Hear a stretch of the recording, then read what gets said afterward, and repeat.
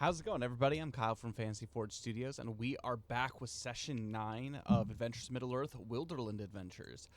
We are joined with both of our players for today, and yeah, I mean, they're really in the thick of it as far as trying to track down Captain Mormog, find the kidnapped Gondorians, and yeah, they rescued an elf 2 sessions ago. And yeah, so things are going well, at least as far as they could tell. But before we do anything, we're going to go ahead and introduce our players. We'll start with Calefir. So Calefir is a man of Gondor. He's captain of the Silver Swan Court in Dol Amroth. And he has made his way all the way up to Eriador, chasing down the black ship of the Black Numenorians. And so he did so, but his ship was caught in a maelstrom, a storm, and him and the surviving members of his crew were washed up in Eriador. But as they were trying to make their way back to Gondor to be able to fund that, to purchase a ship, they were foiled in their plans, and the people that they trusted basically took their money and ran. And so, chasing after them, they ran into a bandit camp led by a giant creature, troll-ish creature, run by a evil creature by the name of Captain Mormog, who knew the Mordor Black speech, a language that hadn't been spoken for hundreds of years in Middle-earth, especially in Eriador. And so he was basically everyone was killed in his company, at least the remainers, except for 2 people who were taken as hostages. And as he was running for his life, he stumbled upon the adventuring crew. But he is a captain of Gondor. He is like he's a tank. He's thick. Right now he's not as thick because he's wearing more like leather stealthy armor. But he uses a sword, he uses a shield, and now he has a war horn, so that's cool too. But he's really becoming Boromir, I think. But yeah, he's better than Boromir. He got shot in the back. Hey, if he dies, I expect Valineth and Kyrian to sing a ballad for him. Oh yeah. No promises. But anyways, that's Calefir. He's pretty cool. He's currently on his mission to rescue his armor bearer. Oh, what's his name? What's Aragorn's name right now? Estel. Yeah, maybe Estel will sing to him. That's true. We'll just bring Calefir's body back to Rivendell, and Valineth and Estel can sing some sweet ballads for him. Boromir wasn't even a wink in his father's eye at this point. Attend the tale of Calefir. I'm forgetting all the names. What's his bucket? The steward of Gondor. Faramir? Oh, no. Denethor? Denethor. Was he even alive during this? He is alive, but he is not ruler, but he's very, very young. He's got the Horn of Gondor right now, speaking of which. He does. He's a cool bean. Cool. Yeah. Actually, the next king of Rohan is in Gondor right now. So a little behind the scenes. So that is Thengel, I think. Yeah, Thengel. Yep. Yes. King Thengel. Yeah, King Thengel. I think so. He's in Gondor right now because he was actually raised in Gondor, and so when he makes his way back to Rohan, he's kind of like this knightly, high society type person. But Denethor didn't like him because he was treated as more of a son than he was to his father, and so yeah. Go figure. He's got bad parenting skills. Anyways, favoritism. But Boromir. Our next character, Valineth. Hey guys, my name is Dane, or Forge Share Fantasy Forge Studios. I play the High Elf of Rivendell. His name is Valineth, son of Morbeth. He is a healer, and he's pretty sweet. Scholar technically in Adventures in Middle-earth. He does the healing. as much as he can. But he's a scholar. Is his class? He uses a bow of the Last Alliance, which is pretty sweet that he got from his father. And he is a fancy pants. He's not all that fancy pants. He's very learned, but he's also very naive to the ways of the world, though getting better. Little by little, getting better, and very pompous for an elf. I feel like most elves aren't very pompous, but Valinith is kind of pompous. So, Huzzah. yeah, he's pretty. Huzzah indeed. Yeah, so that's Valinith. And our last character is Kyrian. Hello, everybody. Kyrian is a Dunedain of the North who wanders the lands of Eriador, protecting the free folk of Middle Earth from the shadow and those of the shadow, like orcs and trolls and wargs. Oh my. That's good. Yeah, and he has taken a solemn oath to root out the shadow from Eriador and to make sure that it does not grow especially in its leadership and its organization, keeping it scattered and as managed as possible. His beloved died tragically while Valinith, or not Valinith. Wow, so sorry. Caleb. Wow, Caleb. Here's the other one. Who am I? Kyrian. Yeah. Son of Durafin. That's who I am. And wow, that was really special, guys. So anyway, yeah, he basically was helping Arathorn defend against a horde of trolls, and Arathorn, amongst others, tragically perished. My elf beloved also being one of those before we were married. And yeah, now I am helping to rid this area of what's his bucket? I forget his name. Birder. Birder? Yeah. The Bird. Troll? Not Yeah, the Troll. The Mormog. Oh, Mormog. Yeah, Birder was the one who killed Arathorn. Yeah. Yep. Yeah, Mormog. So I joined in to uphold my oath to. I feel like you're underselling Kyrian too, because he's a freaking beast among Dunedain. Wow. We were at the Dunedain stronghold the other time, and he had all the respect, all of it. All I'm saying, Arathorn died that battle, but Kyrian didn't. So. And he has an elven dagger. That's true, from his deceased beloved, whose name after the battle he sadly looted the escaping. bodies. Yeah. Guys, what was her name? I know I have it written down somewhere. I do too. But we don't talk about her much. Hold on. Well, it's because you just want to forget. It's a sound Radrian. Yep. Radrian. Exactly. So, there we go. There we go. So that's curious. Oh, and he is really good at navigating and surviving in the wilderness, and he also is kind of a DPS as well, wielding 2 swords. Yeah, right now because of his two-handed Sometimes fighting, he's got 2 attacks, which at level 4 That's freaking sick. nobody's got 2 attacks yet, including the Wilderland Adventures crew, and so having another attack is pretty nice. I know. And he handled those bandits. He handled them. I did. I went flap flap. Gently. Yes, with the flat of my blade, so as not to kill them, but just to cut off, circulation enough to make them pass out. Such as just enough trauma without killing them. Just a little bit of trauma. Yeah. And I am Kyle. I am the lore master of this campaign. I'm playing both with and against these players as they forge their name into the record books of Eriador in the later years of the Third Age.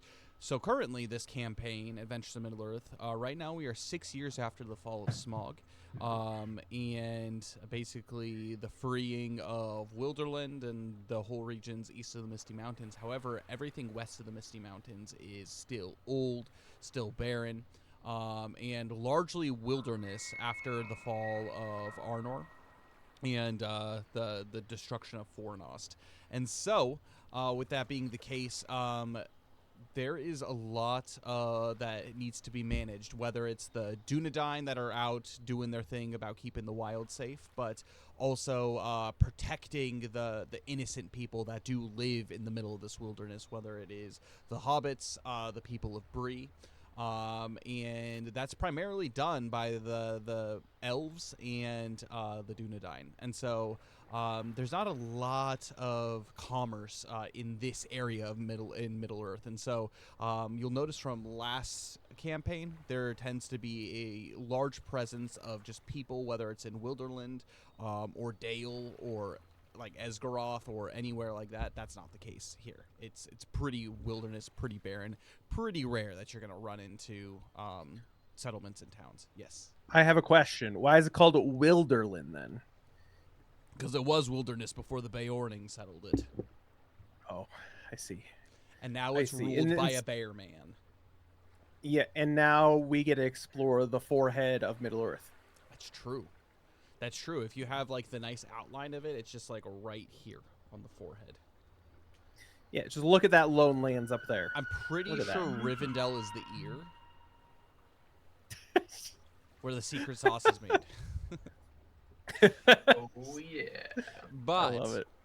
either way, this group of adventurers, there's a little recap. The adventure has, with some of that background that you guys had just recently heard, has taken them into the Cold Fells. They are currently tracking Captain Mormog, a creature that can speak the Mordor Black speech. And they also have a couple of Caliphr's companions from Gondor, and so they have a twofold task ahead of them. I guess more like a threefold. Track down Captain Mormog, find out where he is. 2, rescue the captives, hopefully, if they're still alive. And 3 is what's it called? Get information for Elrond. Get information for Elrond. That's exactly it. Since Elrond is the one who sent all 3 of these people off on this quest to go figure out what Captain Mormog is, the thing that is most troubling to Elrond is the fact that not only do they seem organized, but the fact that this Captain Mormog, uses the Mordor Black speech, which again hasn't been spoken for hundreds of years, especially in this area of Middle-earth in Eriador. And so with that, the adventurers set off on their epic quest, to which they went to this abandoned castle just north of the Troll Shaws. And they fought a very scary lady by the name of Rhine. She was a stone troll that they were able to kill by using a ballista and pushing her into the sunlight and turning her to stone, to which they rescued Gondril, who was a captured elf in that area. And then they took her to the refuge of the Dunedain, to where she is now safely recovering, and the group has made rest. And so on their way to their next location, there were a few possible locations that they figured that were places of note, particularly from Caliphyr, or Akirian, because he knows this area so well. So they're making their way north to, I believe, a place called the Broken Keep. Yes. Yes, the Broken Keep. And they decided to make their way along the river, but they ran into a not very well hidden bandit trap, to which they easily not only dispatched them, but kept them alive for questioning or whatever they're going to do. And that's the last thing that happened our last session, is battle had finished, and now they have these 3 unconscious bandits next to the river. The Horwell. I am going to search their gear and find a rope Okay. to basically tie them up all back to back and tie their hands behind their back and whatnot. First, I'm gonna have As you he make an does- investigation check for me, Kieran. All right. As this is happening, Valineth is going to try to rub some of the atlas that he found into his chest wound that he took. So Oh yeah, that's right. That's right. And then okay, 10. So as you're searching the stuff that they have, you notice something strange. They don't have a lot on them. However, being this far into the Coldfells, there's no way you can survive any kind of journey here without a decent amount of gear and materials in order to do so. So they either have a stash hidden, or there is a place where they are holding out, basically a hideout somewhere within the general vicinity. They do not have a rope or anything of the kind on them. Basically just weapons and anything that they... Yes, armor. what about that rope that was attached to the actual trap of the bags? You could Is use that that. no longer there? No, you could use There that, we go. absolutely. Sweet. Yeah, I'll use that. Yeah, you tie The them trap. up. They're all three of them are unconscious, and it takes the three of you not much time to be able to move these guys around. They seem to be wearing a hodgepodge of different materials, whether they're old or just kind of like sewn and slapped together. They don't look like your typical bandits. I'm going to have the three of you make traditions checks for me. Perfect. By the way, that was 4 HP I healed back from rubbing some atlas in my chest wound. Nice. Yeah, I needed History, you that. say? What kind of Traditions. history? Tradition. Tradition. Kieran, you can have Tradition. advantage on this. Sick. I got a nat 1. Start off good. Traditions. To have fast rolling again. 15. 23. Dang. So there are a number of men that populate the northern regions here of Eriador, but they are usually the unsavory kind. As mentioned last stream, Kyrian does know that every now and then a few farmers will find their way up into Rudar, into that area, because there's plenty of land, and actually farmable land. But the reason there's plenty of land is because of how unforgiving the people that are there. So one thing that you do know from history, particularly Kyrian, was during the fall in the battles against the Witch King and the battles of against Angmar, there was a group of individuals that were men that decided to side with the Witch King in basically his evil plans with the orcs of Cairn Doom. And that is the wild men of Rudar. They aren't wild per se, but the current iteration of them, they're barbaric in nature, essentially. And so while they're not necessarily always dressed in like furs and like your typical like barbarian, like some of them can look pretty normal and can blend into society if they want to. But the typical marks that you would find on someone that belongs to Rudar would be tattoo brands, and so that's a big thing that they have there, which would be the icon of Rudar, which from your experience they usually keep on their upper left chest over their heart. I will check for these marks. As you do so, you basically cut away their clothes a little bit, and you examine any markings that you see on them. One of these men look like they've been beat up, brutalized, and abused. Many scars all over his body, but all three of them do bear this mark of Rudar. Okay. And they are... Sorry, you said that they are, like, under the Witch King of Angmar? Like, they are... Like, They part were. of the They shadow. used to be, and so when the Witch King of Ingmar was defeated and essentially banished, the Wildmen, they broke basically into two tribes. One of them went west into the Vales of Gundabad, and they became kind of like Wildmen up there, and then the others that remained here still aren't necessarily loyal to the Witch King because there's nothing really to be loyal to, but they're people who are very territorial, and they're known, kind of like the Dunlendings down south, for raiding and pillaging and doing all manner of unsavory things. Their leadership tends to be chiefdoms, and so there are many tribes that exist within the Men of Rudar, but they all basically are led by different chiefs that are there. So there's no way of telling specifically what kind of chief they follow, but Sure. yeah, they have different alliances depending on what their is most beneficial to their tribe. Okay. I relay this information to the group and just say, these used to be wild men of Rudar. I see the mark on their chest. Caliphyr, he chimes in and he says, "We have many men like this down south in Gondor, but..." As he examines them and sees kind of their armor, he says, "Typically, they have more of a uniform look to them, but it looks like their armor, their gear, is patchwork, almost as if it has been cobbled together after either pillaging or raiding or looting." And he examines a couple of the cloth. He's like, "If I'm not mistaken, some of these materials look like they do rain all the way from the Lonely Mountain, almost Dalish or even Esgarothian in look."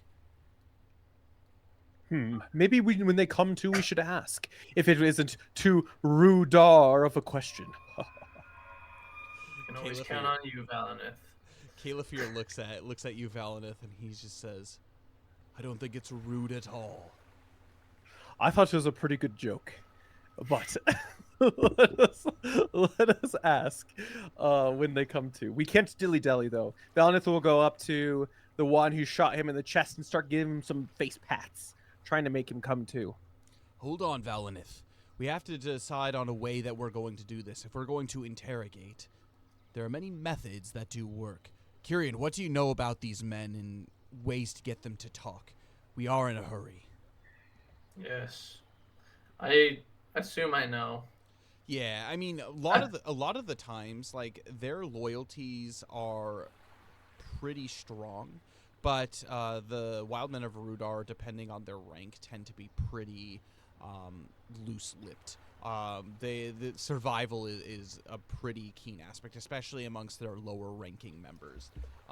From the looks of them, they look pretty lower-ranking. They don't have anything of note on their persons or bodies. An identifier of somebody who is a higher ranking is the more tattoos that they have, and so a lot of the higher-ranking members tend to have like facial tattoos on them. None of these men do have that. Okay. Well, survival seems to be their greatest instinct, and I'm not sure how much these would know, as they're not very high-ranking. Well, and Kyrian, he begins to pull up his sleeves and says, "If we need some brawn in this, my fists are yours." Sounds good. Okay. Yeah, Valinith, you slap him a little bit, and one of them comes to, specifically the one. Which one are you slapping awake? So there were three of them. There were two of the them. archer who seems to be in charge, the guy who is on the top of the hill. Okay. Yeah, you slap him awake, and if you remember, he had a pretty gaping leg wound, to which he has lost a decent amount of blood. So as he comes to, he's definitely the most pale of the group, as he says, "Ugh." And he cracks his neck, and you hear like this loud popping, and he says, "What do you want? Why didn't you kill us?" Because we are cultured. Yes, we are cultured and not swine. "That might have been a mistake." As he spits basically on the ground in front of him. Well, I wouldn't say you should be saying that. It seems like your time may not be long for this world, judging by the state of that leg. However, I am a medic, and I could help you if you give us the right information. Why would you do that? Because you're not an orc or a troll or anything filthy of that, meaning you can be redeemed. And you want to live, don't you? What do you want to know? And he, like, narrows his gaze, almost like toying with you, Valinith. Oh, I want to learn so many things, but we are, first and foremost, in a hurry. So, that being said, let's get to it.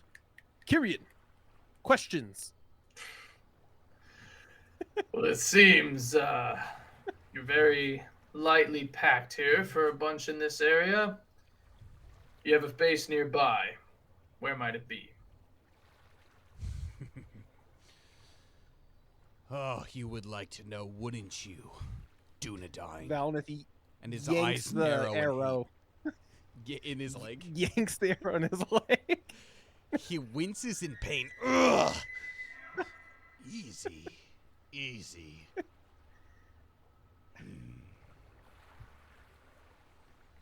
You said you can heal me of this, elf. Well, I can at least keep you from not dying. That's for sure.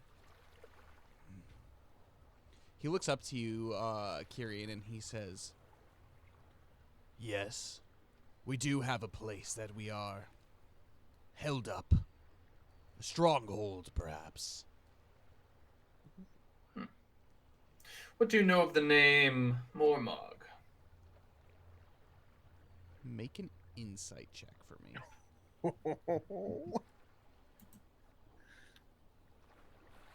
19. He says, immediately you can see an air of recognition in his eyes. He seems very clear, like he's trying to withhold information from you, but you can just read him. He knows exactly who this is. And he says to you, Mormog, sounds foreign, not from here. What would I know about foreigners in these lands, other than you? And he gestures over to Caliph here, who's just sitting basically on a stone, like polishing his sword.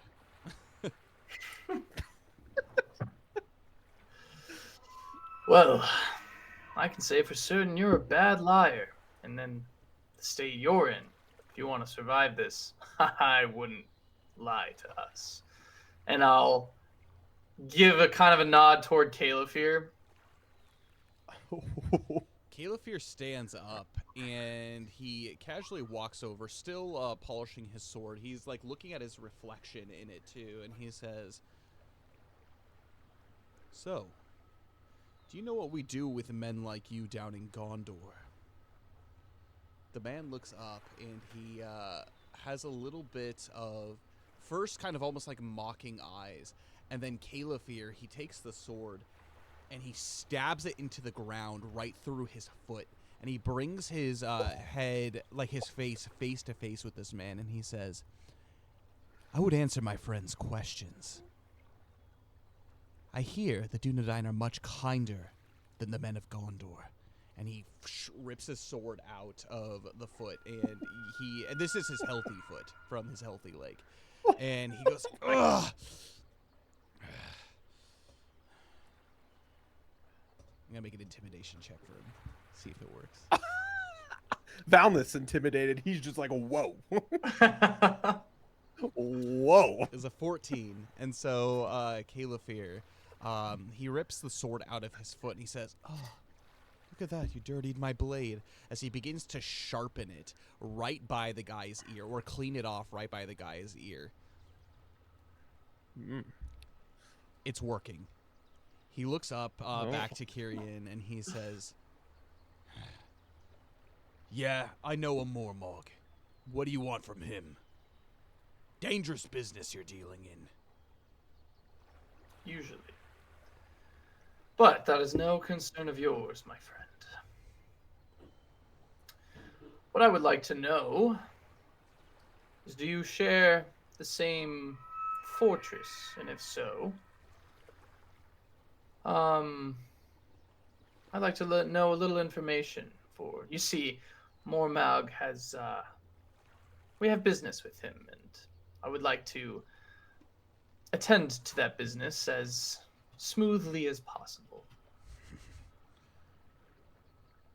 Well, Mormog, the captain, does like to talk. Perhaps, and he looks to the three of you, you would pique his interest. But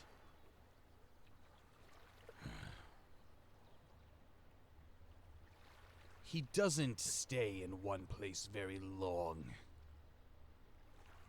About a day and a half ago. And he nods basically northward. He stopped by the Broken Keep. That's where my men are held up.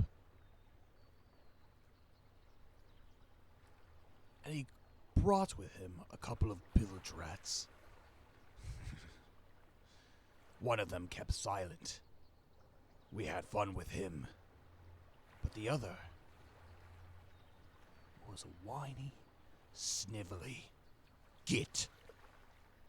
And he, with that, you can see kind of almost like this, like, smile begin to, like, curl on his face.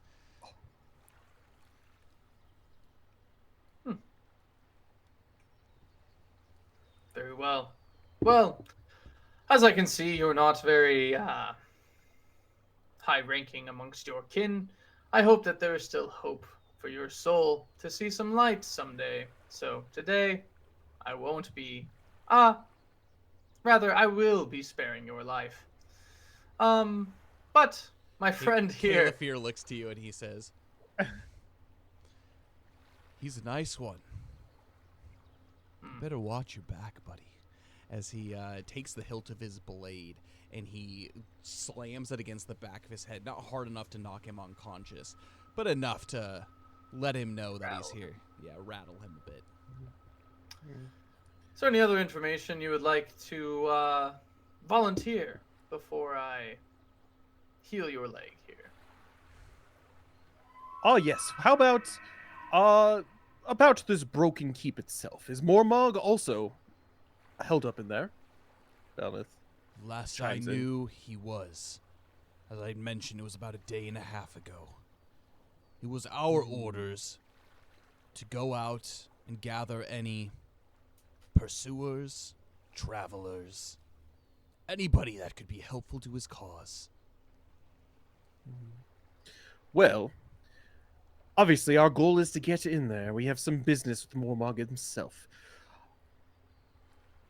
But, as my friend so kindly put it, Kyrian, thank you, I don't expect you to be pursuing us or anyone else on our way there, if we set you free, is that correct? We could have ended you a long time ago. I think you owe us one. Make a persuasion check for me. Alright. Let's see how persuasive Valineth is. Well, he's not bad at it, per se. Persuasion. Perform persuasion. 11. Aye, for the time being.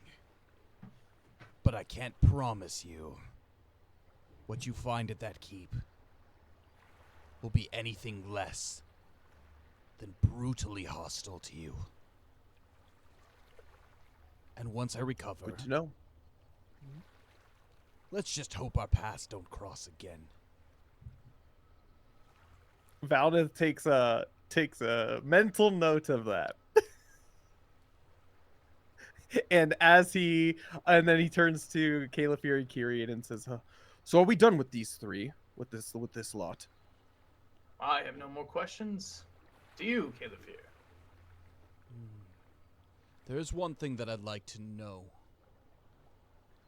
That keep. Clearly there aren't a lot of travelers in this barren land. How trapped is it? He's gonna make an intimidation check.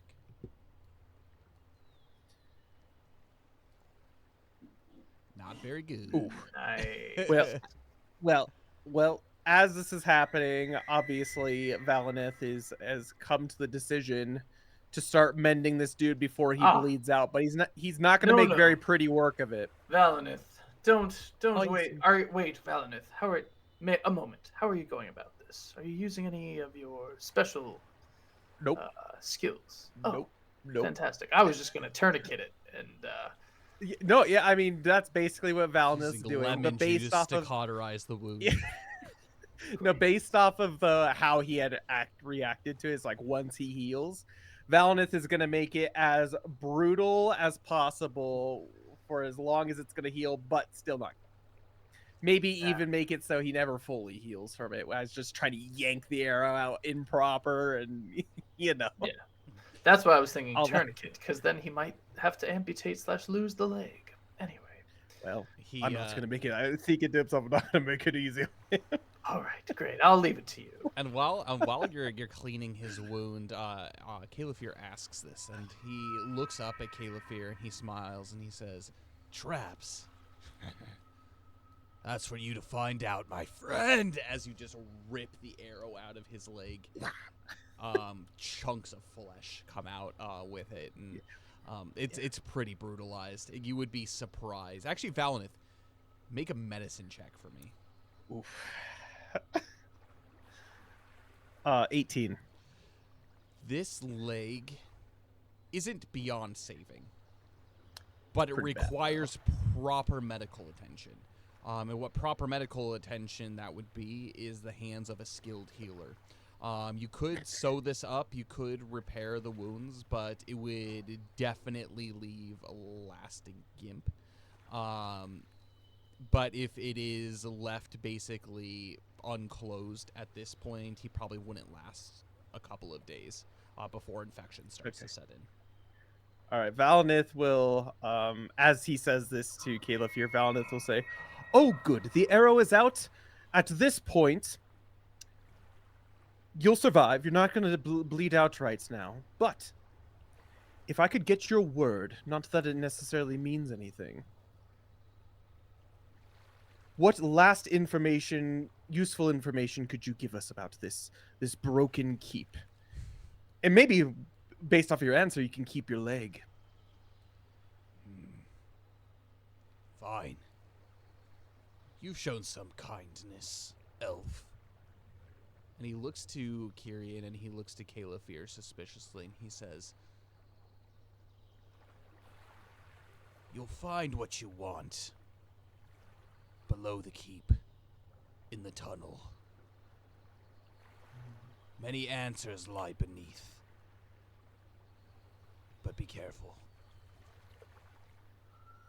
There are creatures that dwell in the darkness. Creatures that, even on the brightest of days, I wouldn't dare run into." Good to know. I appreciate it. And Valinith pats his leg and crudely sews it up so that he won't die, but he'll also just not heal very well either. Essentially live. He's gonna live. Caliphyr takes the arrow that you ripped out of his leg, and it is still completely intact, and he says, "Oh, when your friends wake up, remember this. If you follow us, this will be your undoing." Valinith, as he takes it and he cleans it off, he puts it into your quiver, and he says, "This one has a special name on it. What is your name, sir?" And the guy, he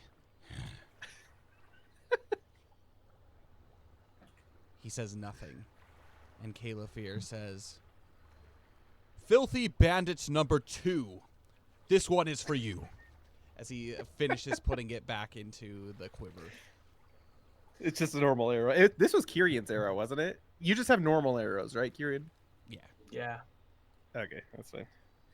Was I the one that shot him in the leg? Yeah. Oh, you did. Oh, nice. No, because it was a great. You used your great bow, right? And it just wrecked him. Oh, yeah. That? Yeah. Sweet. Filthy Bandit number 2. I'll keep that in mind. And Valinith winks at Caliphyr. I will. I'm gonna burn their weapons / best dispose of them how I know how. So they had a sword. One of them had a sword. One of them had a spear, and then one had a bow. So Okay. the spear and the bow could probably be burnt. The sword probably not as much. Right. Is it any good quality sword? No. This Yeah. thing is pretty crudely. It's like a step above goblin make, essentially. Okay. We'll just throw it into the river. We're Yeah. not going out there. How deep is the river? The Horwell's pretty deep and it's pretty rushing, especially with there you go, the isn't it? summer with the spring melt from the Misty Mountains. It's rapids at this point. Yeah. Would I, like on a rock, maybe with Caliphere's help, be able to break the blade? Yeah, I would say so. Make a.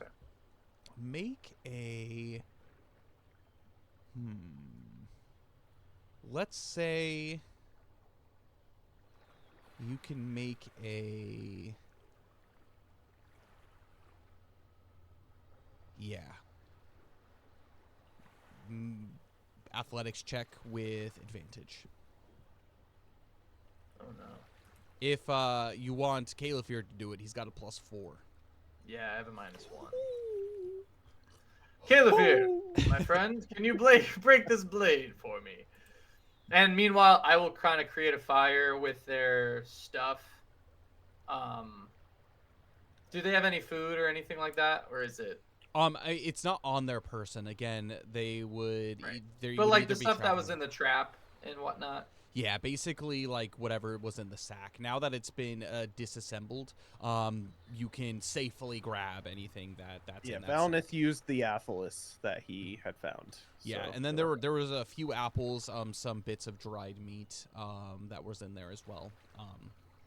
Okay. Typical things that you would find in this region. Sure.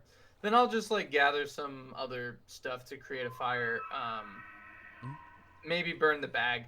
I'll leave a little bit of food for them, ration wise, kind of near the fire so that it gets nice and roasted, via Zelda style. And then I'll burn the bow and I'll burn the spear. I'll actually break the head of the spear off too. Okay. And I'll throw that into the river. Okay. And then the blade part of the sword I will throw into the river as well, and I will leave the hilt like just out of reach for them.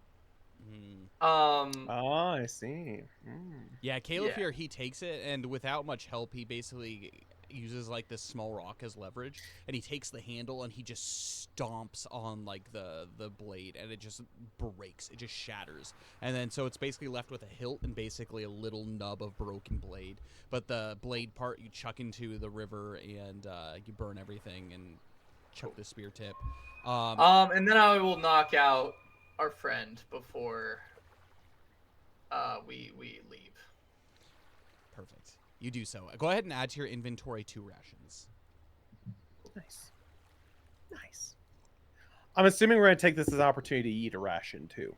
Yes, Yeah. if you want to, I'll go ahead. Allow it. I appreciate it. Yeah, it's good to Bam. keep from getting exhaustion. So We're already exhausted, so. I'll actually leave one of the rations for them. okay. Well, no. So that was the food that after you had given them. So there's more. Oh. There's more food than that, but like you kept 2 rations, basically kept them with Okay. food. Great. Cool. And with that, now you are to decide what to do. So if you were to make your way to this broken keep again, Kyrian, this is a place that you are familiar with.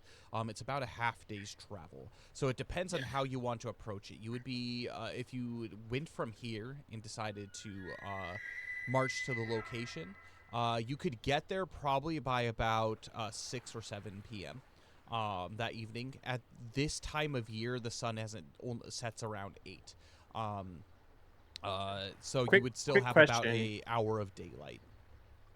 Could you put up the drawing that Valnith has of the broken keep onto the screen?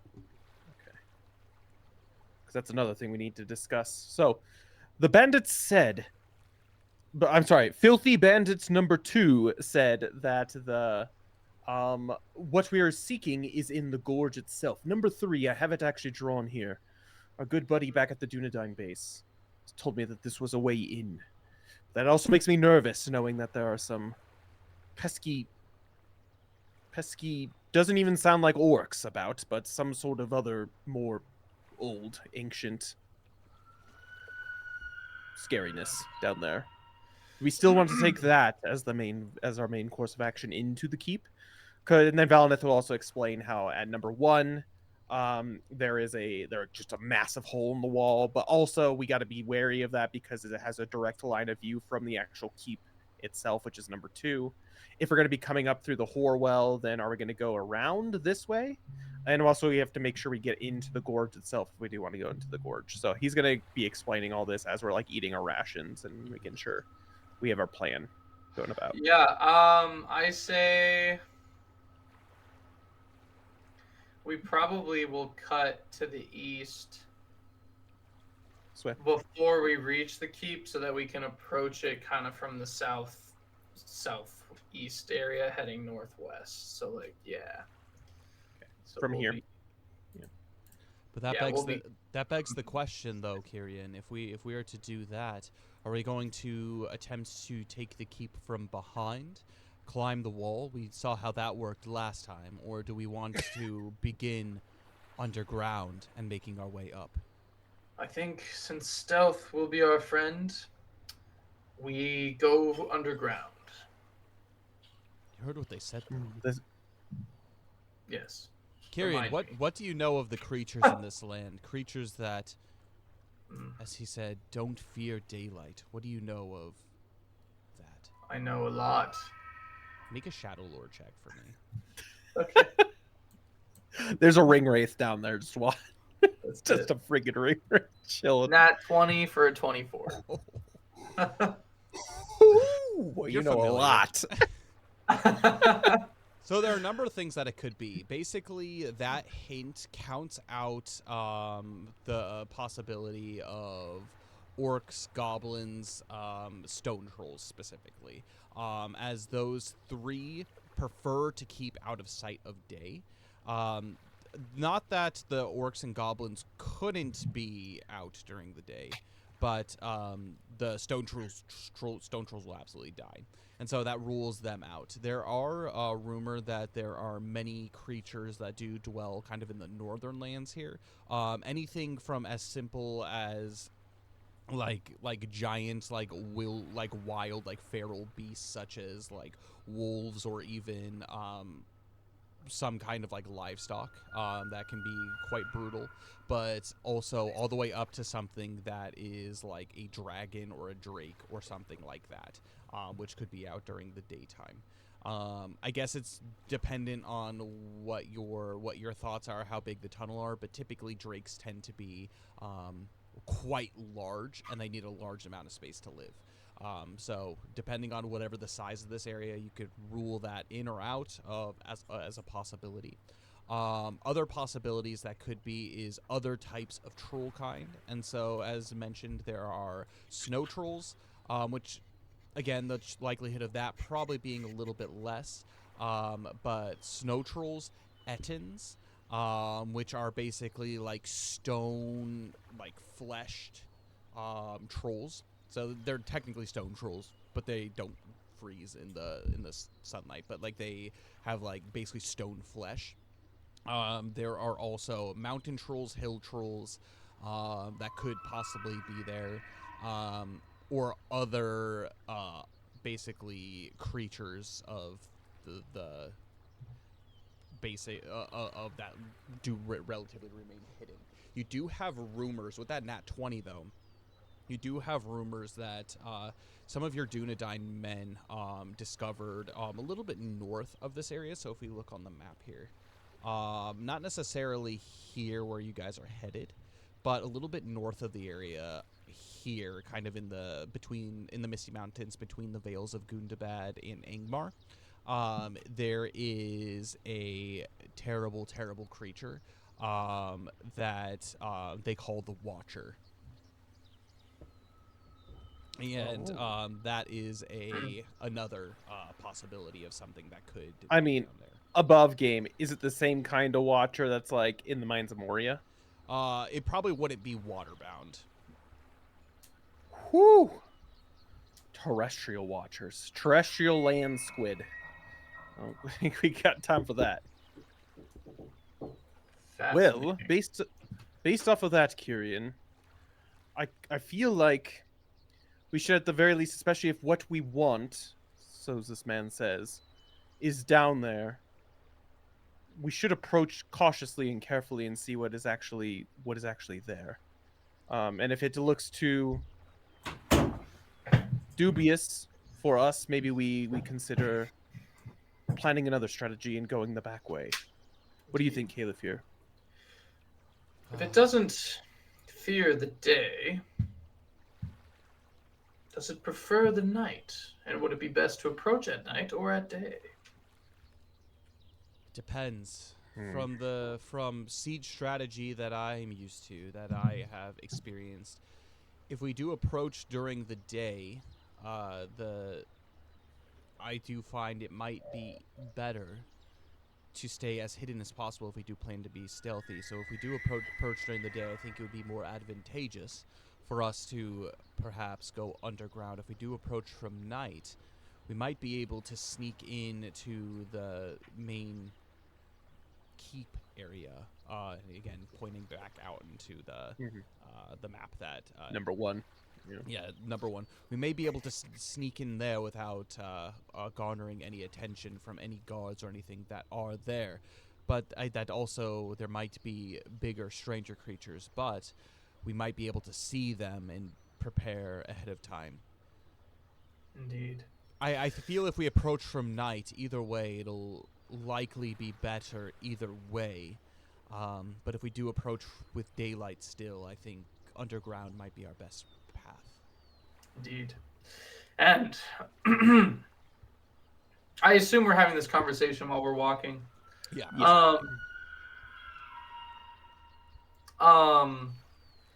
And the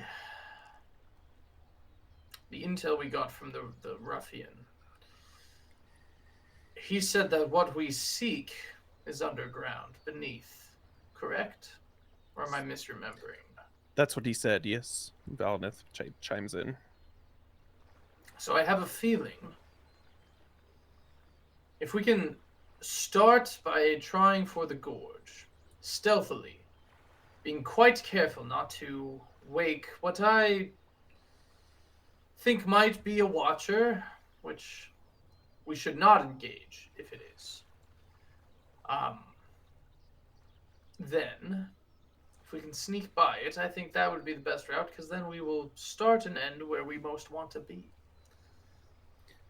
It's true. Maybe we don't go by the gorge itself. Maybe we start along the rim of the gorge, tie down a rope or something. That way we can climb up and out instead of having to run the whole length back. Not a bad plan. How familiar? So Caliph here says, how familiar are all of you with subterrestrial travel? Less so with than the other. I've done it Above once or twice in my time. Mainly back in Wilderland. However, as long as we have a proper light source where we're under the ground, and I myself, being a high elf, I can actually see a little bit further in the dark than most people can. I don't necessarily need a light source to be able to see super far down. Would you take, if we do infiltrate in a subterranean matter, I think Valinith, you should take the lead. I can bring up the rear if that's all the same to you. Aye, aye, Captain. And you're pretty good at Looks like making this. maps, aren't you, Valinith?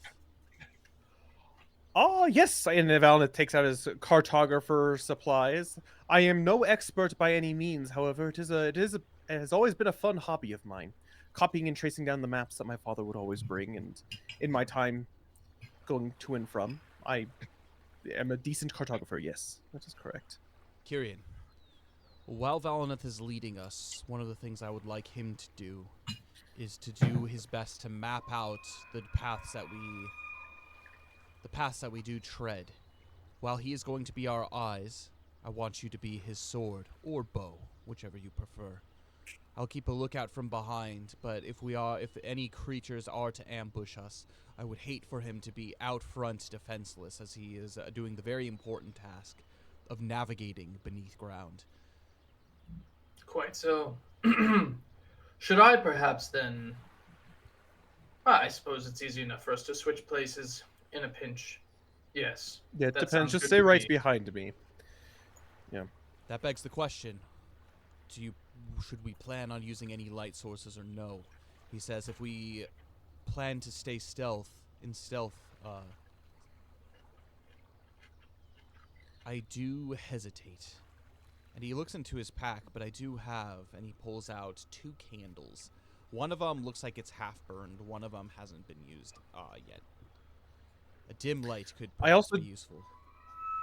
Dim light, perchance, is actually very nice. I have been in many a situation where I myself have been able to see fine, but my companions themselves have not. And that was quite a predicament and quite a pickle. So I think dim light from the back, especially if you are leading up the rear, I think could prove to be very, very useful. I do have 2 torches, however, I feel like that would provide too much light in such a situation. I agree. These actually belonged to Orphanath before he was taken.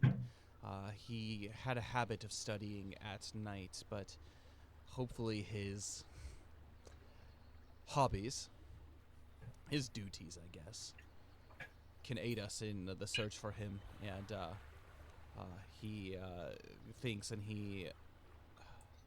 Frothian mentions his armor bearer's name as well. Question. Mm-hmm. Would my dagger be enough to give us dim light? If there were orcs about, yes. Okay. Which I assume there would be, since we're going into this keep. Potentially. So. Yeah, it would be something that, like, if you kept it out and you came... I think it's, what's the distance? It says 30 feet times your proficiency bonus. So 60? Mm-hmm. Okay.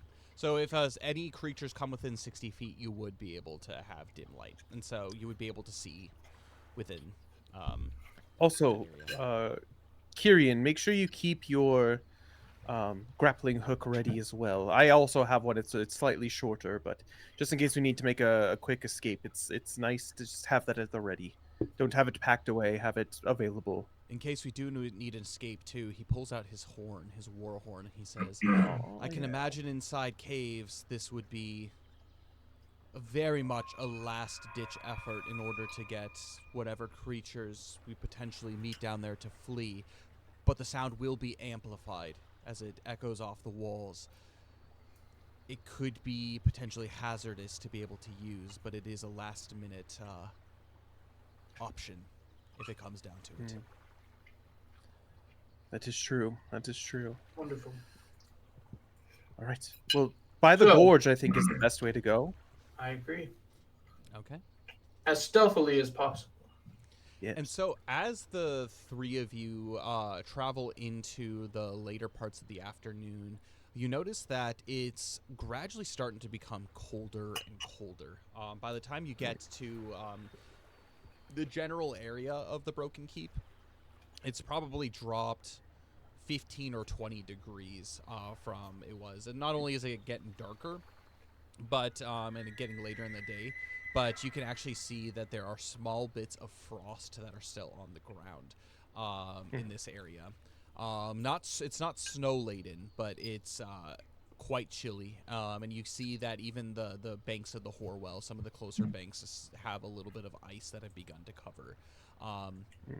And with that, you see as around 6 o'clock, pretty much right on the dot that Kyrian had mentioned, you see a giant stone keep with, it looks like there's a number of wooden reinforcements that have been placed on it, comes into view. At this point, I'm going to have the 3 of you make stealth checks. You guys are far enough away, so these could be at advantage, but because everybody has exhaustion, it'll just be normal. Yeah. Cool. Wait! I might have a thing. Although I think it's just...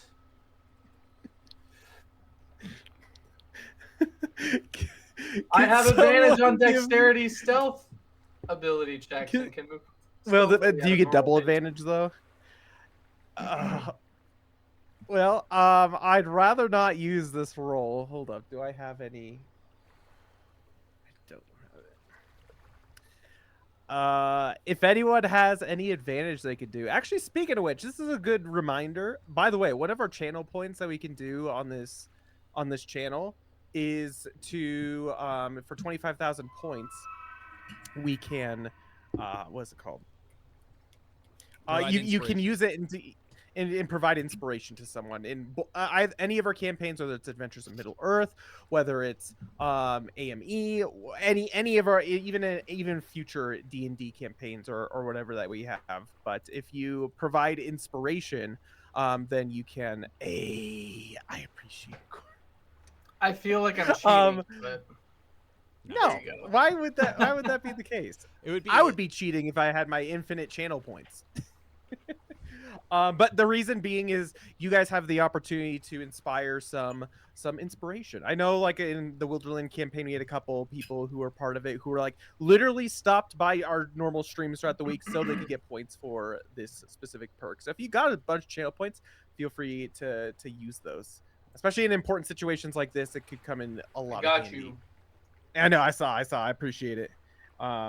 This is stealth. Come on. It's better than it was. It wasn't that one. 10. Caleb, you've got an 8. I have a 15. You're far enough away where you don't think that anybody has spotted you, as instead of going up the edge of the Horwell, one thing that you do notice is the general vicinity seems to have been built up more. There are wooden walls, kind of palisades, that have now gone and extended from the keep and have made their way over to the Horwell, and so almost enclosing the banks. And so approaching from the side of the banks is pretty difficult. You see that there is still this hole in the wall, but there have been some crude barricades that have been set up in front of it to make it more defensible, but you don't see anybody on the walls. And so as of now, you are still hidden as far as you know. As you begin to make your way around, staying close to the side of the hill, into this gorge around the side. As you do so, you make your way over to the potential where there is the entrance to these caves. And I'm going to have, because you have a general area of where this could be, where this cave is, I'm going to have a Valineth make for me a investigation check with advantage, so just normal. Also, since we just got another give inspiration or hope, can we bank it for later? Yeah, Official Eyes gave Who do you want to give that to? Official Eyes. So that's another thing is you tell us which character you want to have the inspiration. Yeah. So I think that was a 10, by the way. I don't think anybody has inspiration. Do you have inspiration? No, not Tyrion? at this point.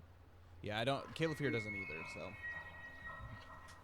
just let us know who you want to have it. Nobody has inspiration right now. So yeah. That was a 10. 10. With some searching, you are able to find an opening. This opening itself seems, it's not horribly large, but it's big enough. It probably extends about 8 feet tall and about 6 feet wide. But there's some foliage that and some rubble that has covered it. It takes a little bit of time to be able to clear some of it, to be able to squeeze in. You can tell that this is hidden, most likely even hidden to the people who are here inside this keep. Okay. Valinith will relay the information to the party and say, it doesn't seem like we've been noticed at this point, but I think we should proceed with caution through here as we continue on. And Califir, get your candle ready, and if you have any way to light it, make sure to do that as well. He does. He has a tinderbox as he begins to light a small stick as he lights the 2 candles. He gives one of them to I'm assuming Kyrian. Valinith's going to have his hands full as he's mapping things out. But Caliphyr, he is going to have the like half-used one. A full candle is enough to last 6 hours. A half candle is going to be 3 hours, and so he has that ready and lit. And as you make your way into the cave itself, Kyrian, I'm going to have you make a survival check for me. Oh yeah. Question for the DM: is this still normal? Because I'm in my known lands. Does that apply to your survival checks? If so, yes. Okay. Sorry, I feel like I have to reread this every time because it's like. I know there's a lot. So, The cold fells. Journey, paralleling. Nice. I feel like it was part of another feat. Hold on.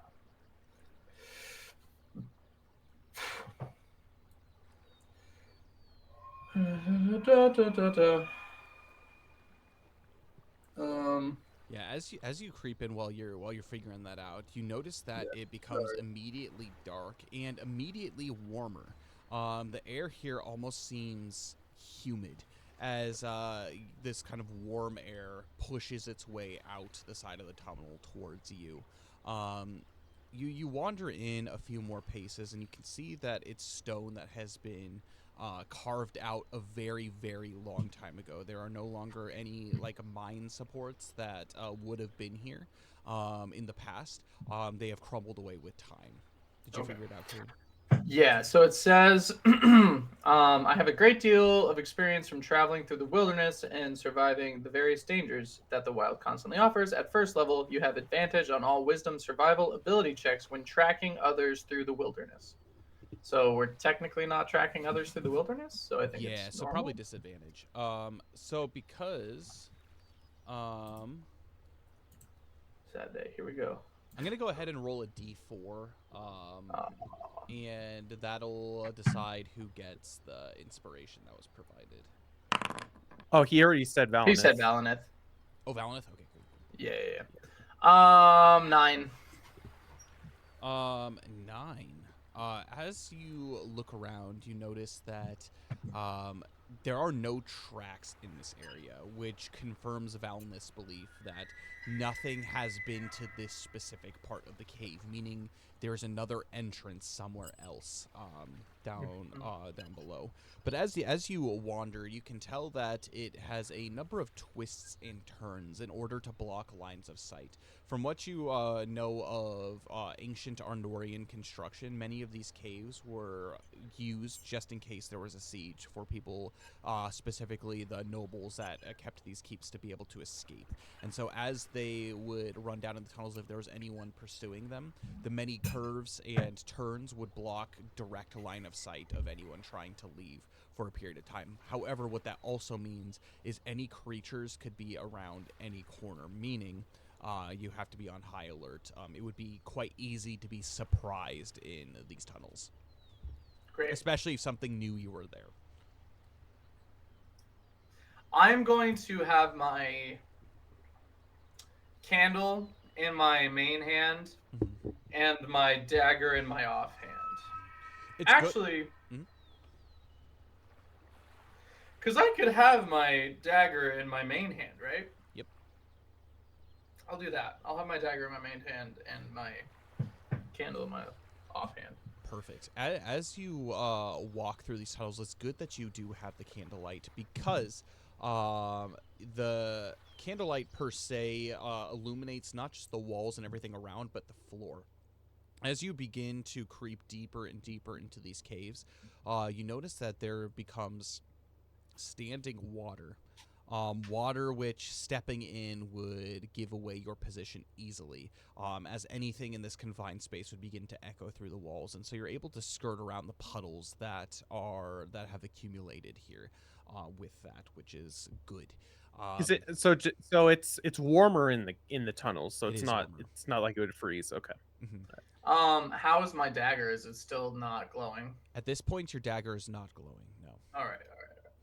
You wander for about a minute or two deeper in until there is a break in the path. There's you're confronted with either continuing straight or going through what looks to be a closed doorway. Is there any like slat in the bottom of the doorway that you could peek under, or? It looks airtight, literally airtight. So these doors, as you examine them, Valinith, I'm gonna have you make a lore check for me. Okay. This could be a And disadvantage. I hate having. Yeah, I hate it. I hate it because that was a real good roll. Let's see if I can get another good roll. Okay, 15. 15. Yeah. These doors look to be dwarven made. This is a Oh. Numenorian fortress, but these doors look dwarven made. And they are made of large stone, basically, slabs that have been placed. You can see that there are hinges buried behind, basically, an exterior-facing kind of stone edifice. And so they had the hinges were built from the inside of this doorway. You see that there is no latch or even any handle or keyhole at all here. However, there looks like at one point was a bar barrier that could be used to seal it from the outside. Basically meant to keep whatever was in there inside without coming out. Valinith will relay this information to the group and says, do we want to risk it or do we want to continue down the hall? Bellon, your call.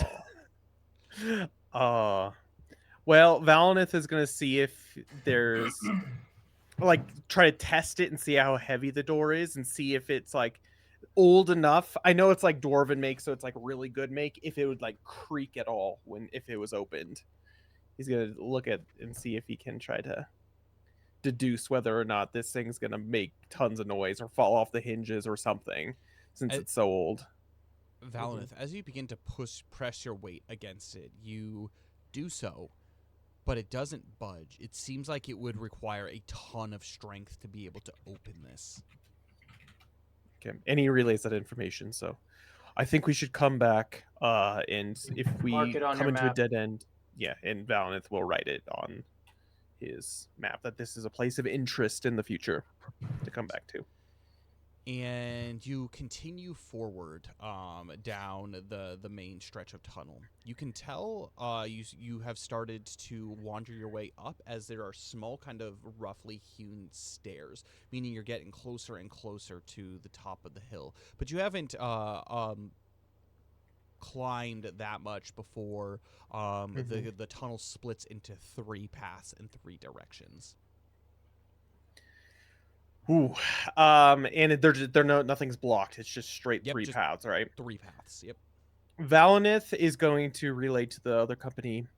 I think maybe I should go ahead and maybe explore a little bit further ahead in each of these different tunnels, as far as we can, and then, based off of what I see, decide from there.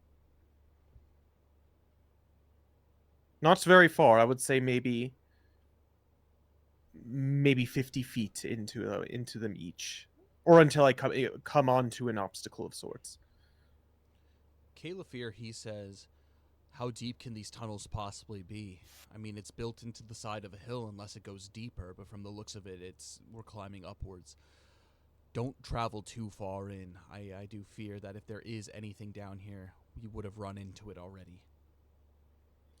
That is true. I say I'll be careful. We stay together. Okay. And we can which one should we scout first? Let's go left. So the way that these paths kind of splinter off is one kind of goes slightly to the left, but climbing up a bit, and it ducks around to the right. Another one goes down, the one that's in the middle. It's kind of a little bit dog legs, and it goes down. And the other one kind of stays on the same plane, and it goes off to the right and around. Valinith is going to quickly, before we go into the left one, see if he sees any sort of like signs of movement through any of them, and this includes, I don't know, like drag marks, potentially even just less dust on the ground kind of thing. Make Just an to deduce investigation whether or check. not. Okay, at disadvantage. Let's see. Well, good thing I'm real good at investigation. That's good that you're good at 8. investigation. 8. 8. There have been feet that have come through here, and upon investigation, you can see that they're feet of varying sizes. As you draw the attention to Kyrian and Califir, the three of you examine these tracks together, and it's gotten quite muddy. So the standing water is now been disturbed, and you can see that whatever's been moving through here has been tracking mud. Couple of tracks of interest, one of which look to be smaller feet from what you could probably assume are goblins. And then there is a set of feet that are a little bit larger, probably more of like a medium-sized creature size, and they look like boots, like boot footfalls that are here, but it only looks like one tracks. Most of these smaller goblin tracks seem to be going down into the middle path, and then the boot-like footfalls are going to the right, like the furthest right path. You don't see any And of nothing's that going going to the up left. to the left. We note this. Do we want to go to the pathway that seems to be not disturbed at all? I feel like our friends would not be up this way if that was the case, especially since they're only here a day ago. Perhaps, but they probably would not have come down here. Well, Or they said through what the we seek entrance is that we down came here. through. That's true. Should we still continue the left and then make our way back? And Valinith, as he's doing this, he's marking all these on his maps and just making Let's sure continue left, gain information, and then go from there. that. Okay. Kyrian, will- your blade is not glowing at this point, meaning if there are goblins, that they're not within 60 feet. Okay. I'm gonna have the three of you make a dexterity check. Woo! Stealth, Oh, specifically. boy. Dexterity stealth checks.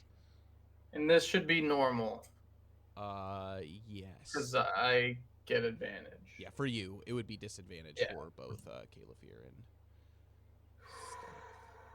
Come on. Well, it's so bad. It's so bad. you have advantage. Oh, what is this? A freaking natural 1 and a natural 20. So that's a 3 for Valinith. Okay. Oh, wait. I have inspiration. Do I use it, guys? Yeah.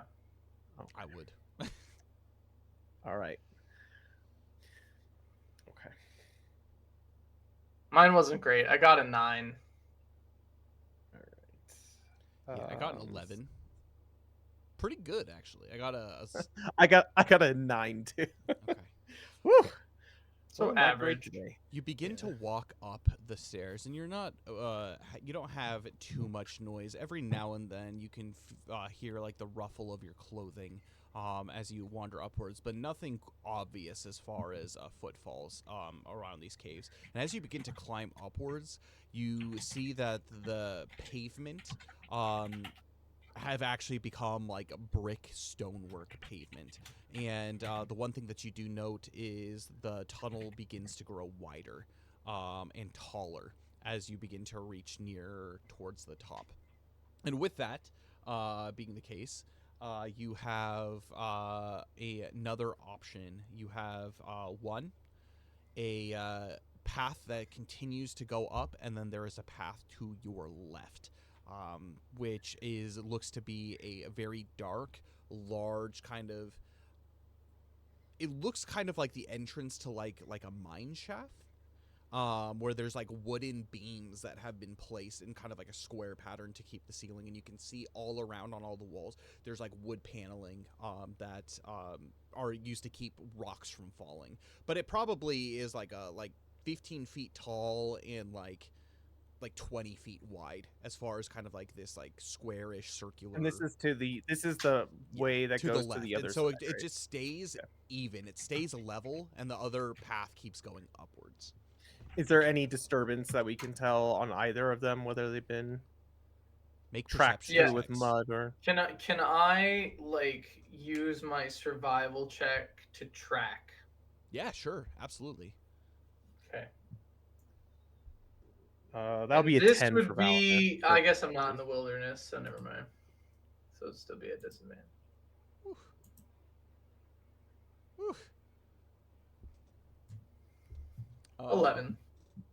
7 for Caliphyr. What did you get, Valineth? 10. 10. Yeah. The two of you, Kyrian and Valineth, notice that smack dab in the middle of the pathway, hidden just beneath the ground, you can see that there is a large crack in the basically in the stonework. Something large has been moving through here, but large and like back and forth. So Okay. it's kind of like you don't see any tracks because it's like stonework. It's not like mud or anything. So there's no tracks per se, but you can see every now and then there are cracks where something has been walking through here with some regularity. And this is this is going up, right? Not to the No, mine. this is the one to the left, so like the mine-ish area looking. Do we want to risk it? It seems like something's been pretty regularly coming through here. However, it hasn't been coming out of here per Not se, that you've right? It's not noticed. like it's not like it's been coming down the hallway and out that way. Let's continue up. Okay. Agreed. So Valineth will mark Note it again on the that map. this one has that there's a 2-point split from here as well.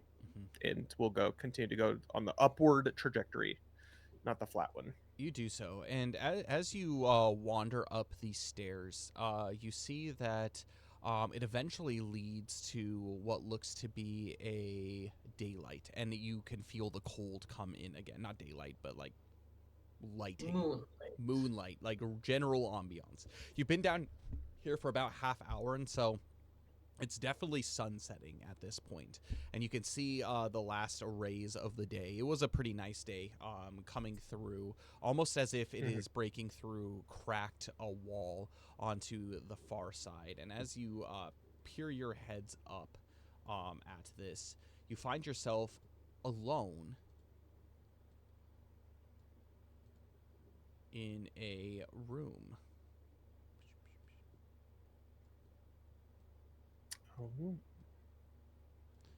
You have made your way all the way up into the main keep area of this fortress.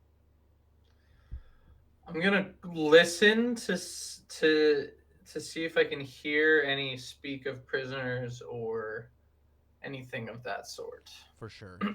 As you do listen, you actually do hear footfalls in a relatively close area. You look down to your dagger, Kyrian, and you notice that it is not lit.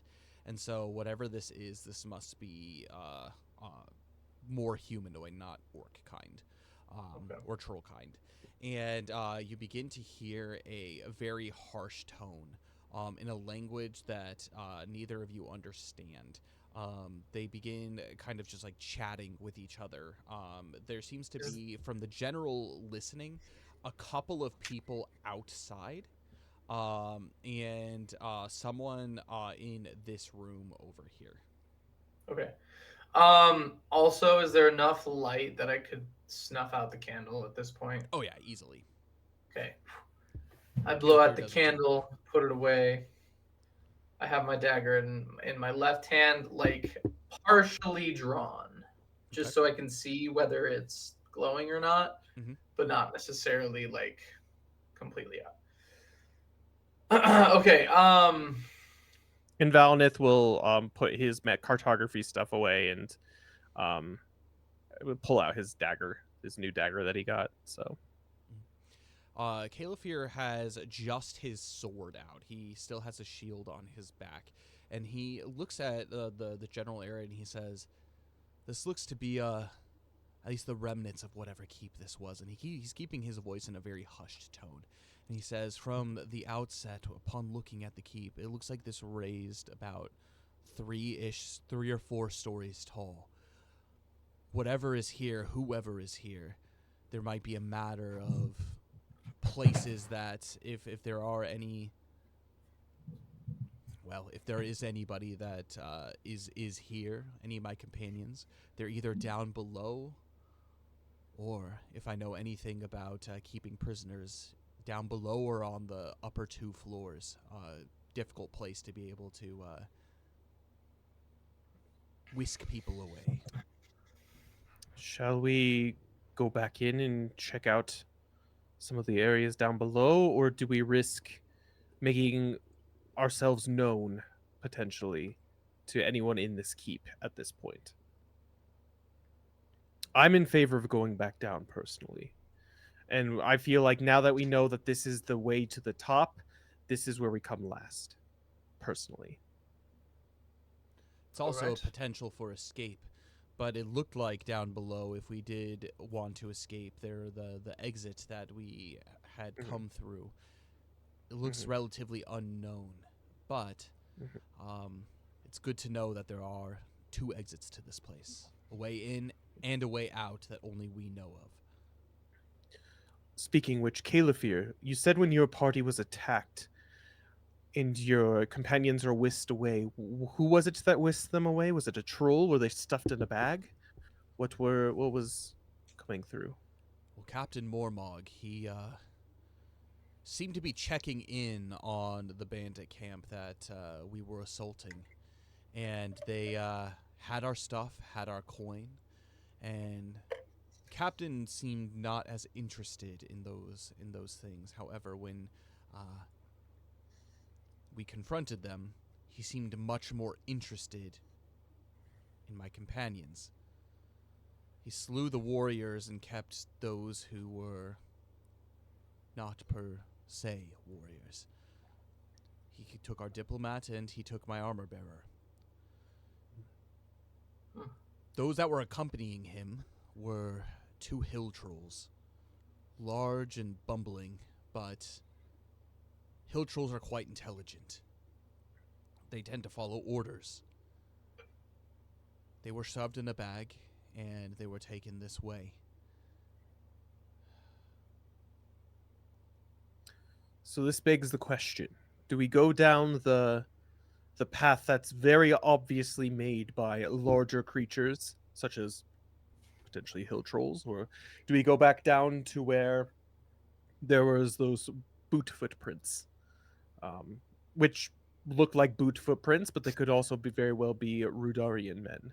Can I look for like tracks or some thing to see if like there has been traffic through where we currently are into the lower levels? Yeah, there is clearly. Okay. Yeah, like Can with I some regularity, people go down below. Okay. Can I try to see I hmm.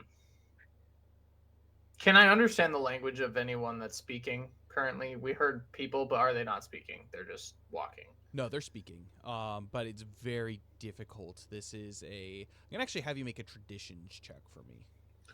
Ooh, get it. Disadvantage. Yeah, it's gonna be disadvantage. Oof. Oof. We need to 11. get rid of this 11. Not bad. exhaustion. 11. Not bad at all. So this is a language which you have a bit of familiarity. It's a very old language of men.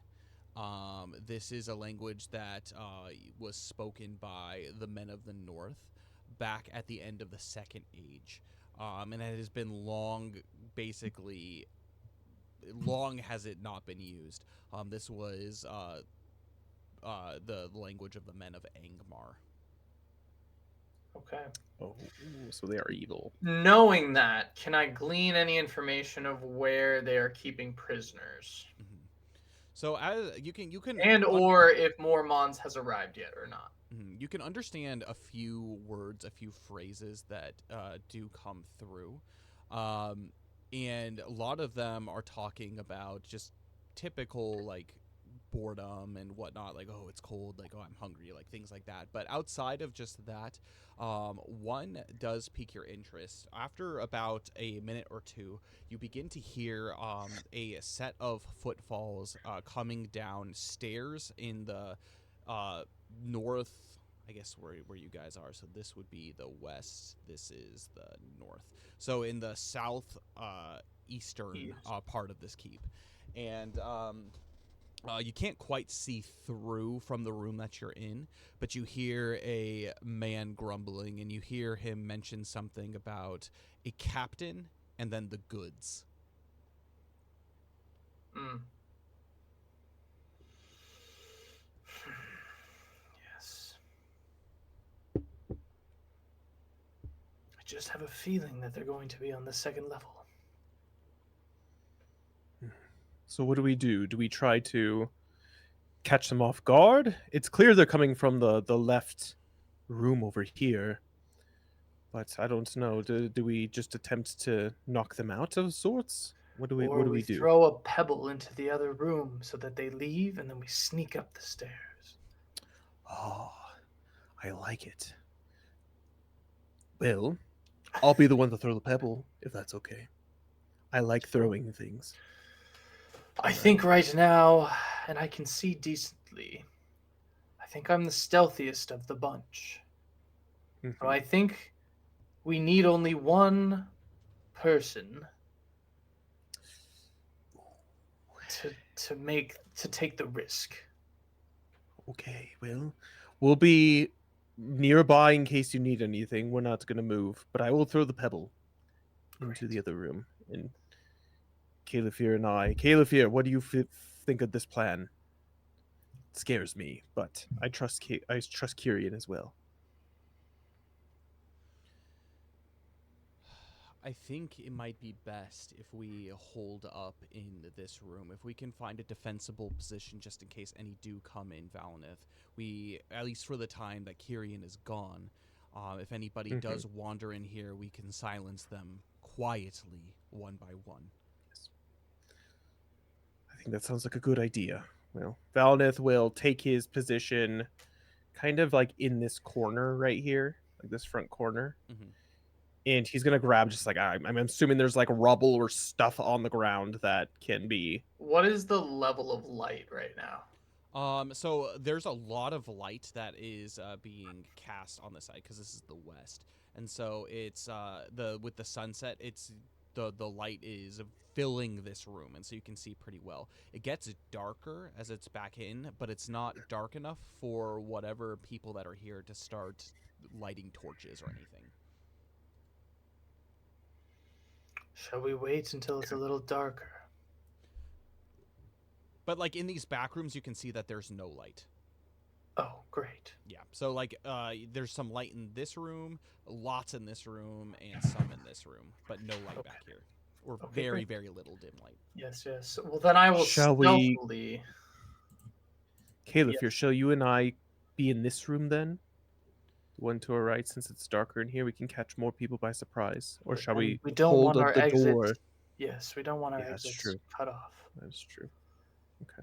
Keeping eyes. Well, let me know when you're ready. Here we have a three-way directions from down below, from outside, and from anybody coming northward. Kyrian, if we do hear you returning and there are footfalls, is there any kind of sign to let us know that it's you that is coming back as opposed to? Because I plan on ambushing anybody that walks through these doors without knowing. Yes. I will do a knock, just like if y'all could hear that. But then, very softly, then if I'll also have a distress call, which will be, I don't know what the animals in this area would be, but basically like a wolf howling at the moon, something similar to that. Okay. And then if it's me, I can also do like a cricket noise. Okay. That'll be like, it's clear. Or like and then I'm gonna ask them, like, do you know any call signals that wouldn't necessarily give you away that you could? Valineth says, I can do a pretty good swallow impression. Okay. Yes. I don't know if that's native to the region, but you know, they have been known to carry some coconuts to and from Rivendell. Nice. Well, I thought it was impressive. that is. I wonder if there's a difference between the Eriador swallows and the Gondorian swallows. All I know is in yes. Dolamroth we have plenty of coconuts. Oh, delightful. I I don't know. if you see anyone coming up, like Mormog himself or anyone going to the prison, and I need to get out of there, you make that swallow sound and you get hidden. Oh, I will. All right. I will. Don't worry. All right. And then I will stealthily make my way over here, like behind, In Valnith, like gets as much ready as and I he- can see here, but stay hidden if there's like something to kind of hide behind in that corner or behind here. Mhm. And then Valnith will ready himself to throw something through this doorway into this room. yeah. If he can. And then You- once and he it's clear, I will Mhm. go up the stairs. So first and foremost, Kyrian, you slip into this room and immediately you notice that there's nobody in here. However, there are 2 cots that are set up, one in this corner and one close to this door. You can see that there is a open chest that looks like it has a pile of clothes and whatnot in here. But on this far wall, kind of this corner here and this corner here, you can tell that this is a makeshift barracks. There are a number of man-made weapons that are here hung on the walls, from axes to swords to spears. And you see a bow with a quiver of about 5 arrows laying on one of the tables here. Nice. With that, you clamber your way in and press yourself tight against this wall. And yes, absolutely, there are not just one person that you heard earlier, but the person who was making his way down this staircase is now there and talking to the person that's in this room. As you peek around the corner, do you want to peek around the corner, or are you just gonna be flat until Valinith tosses his Flat and like keeping, if I can get like a vantage on this door Mhm. without necessarily seeing them. I will also be keying into what they're saying Mhm. as much as I can. Okay. So Valinith, you take your stone, and it's pretty hardy size as you toss it directly through this doorway, hitting the far wall and banging around in the corner. It makes enough noise to make it so it's not just typical creaking, and immediately you hear people say, "Yes, order, Oscork," as they begin to move slowly here. They don't have weapons drawn or anything, but Caleb, here you do see that one of these men seems to be wearing kind of similar clothing to the bandits you saw earlier, and another of them seems to be wearing a large fur cloak, and he has a helm on his head as the 2 of them make their way in this way. Amazing. I will, as quickly and stealthily as possible, make my way to the staircase. Make a stealth check for me. Come on. Oh boy! All right. You got this. I got this, and it's normal, so we got this. Oh no! It wasn't great. A 7. You make a sprint. okay. You make a sprint for the walkway, and you do make a couple noises, some footfalls. And as you disappear up the stairs, you hear someone turn around and say, you hear, "Shada," which means you hear there, come from that. So lach is there in that old language. Amazing. And you find yourself on the first floor. There are a couple of windows that are here. One on this side that is letting some light in, and there is nobody currently in the room that you are. There is one bed that is set up here, but not a lot here, to be honest. There is a doorway down to, or up to the north, and you can see that all of these rooms have a light. You stop and you listen. I'm going to have you make a perception check for me. Okay.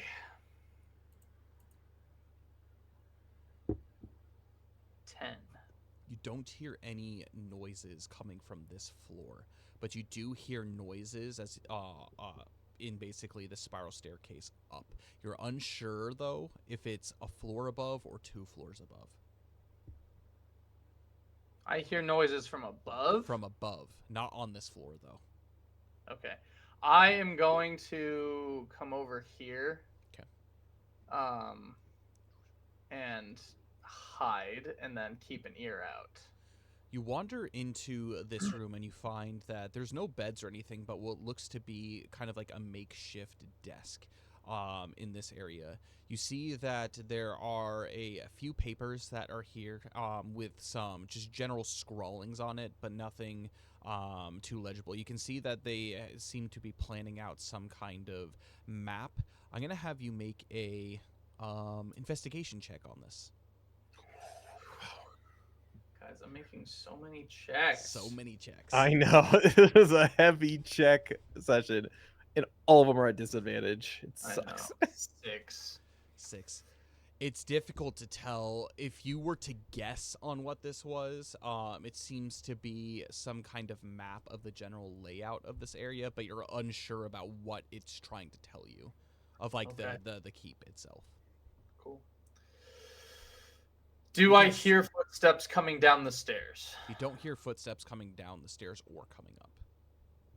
And let's go ahead and jump down at this moment. We're back down to the ground floor for Valinith and Oh my gosh.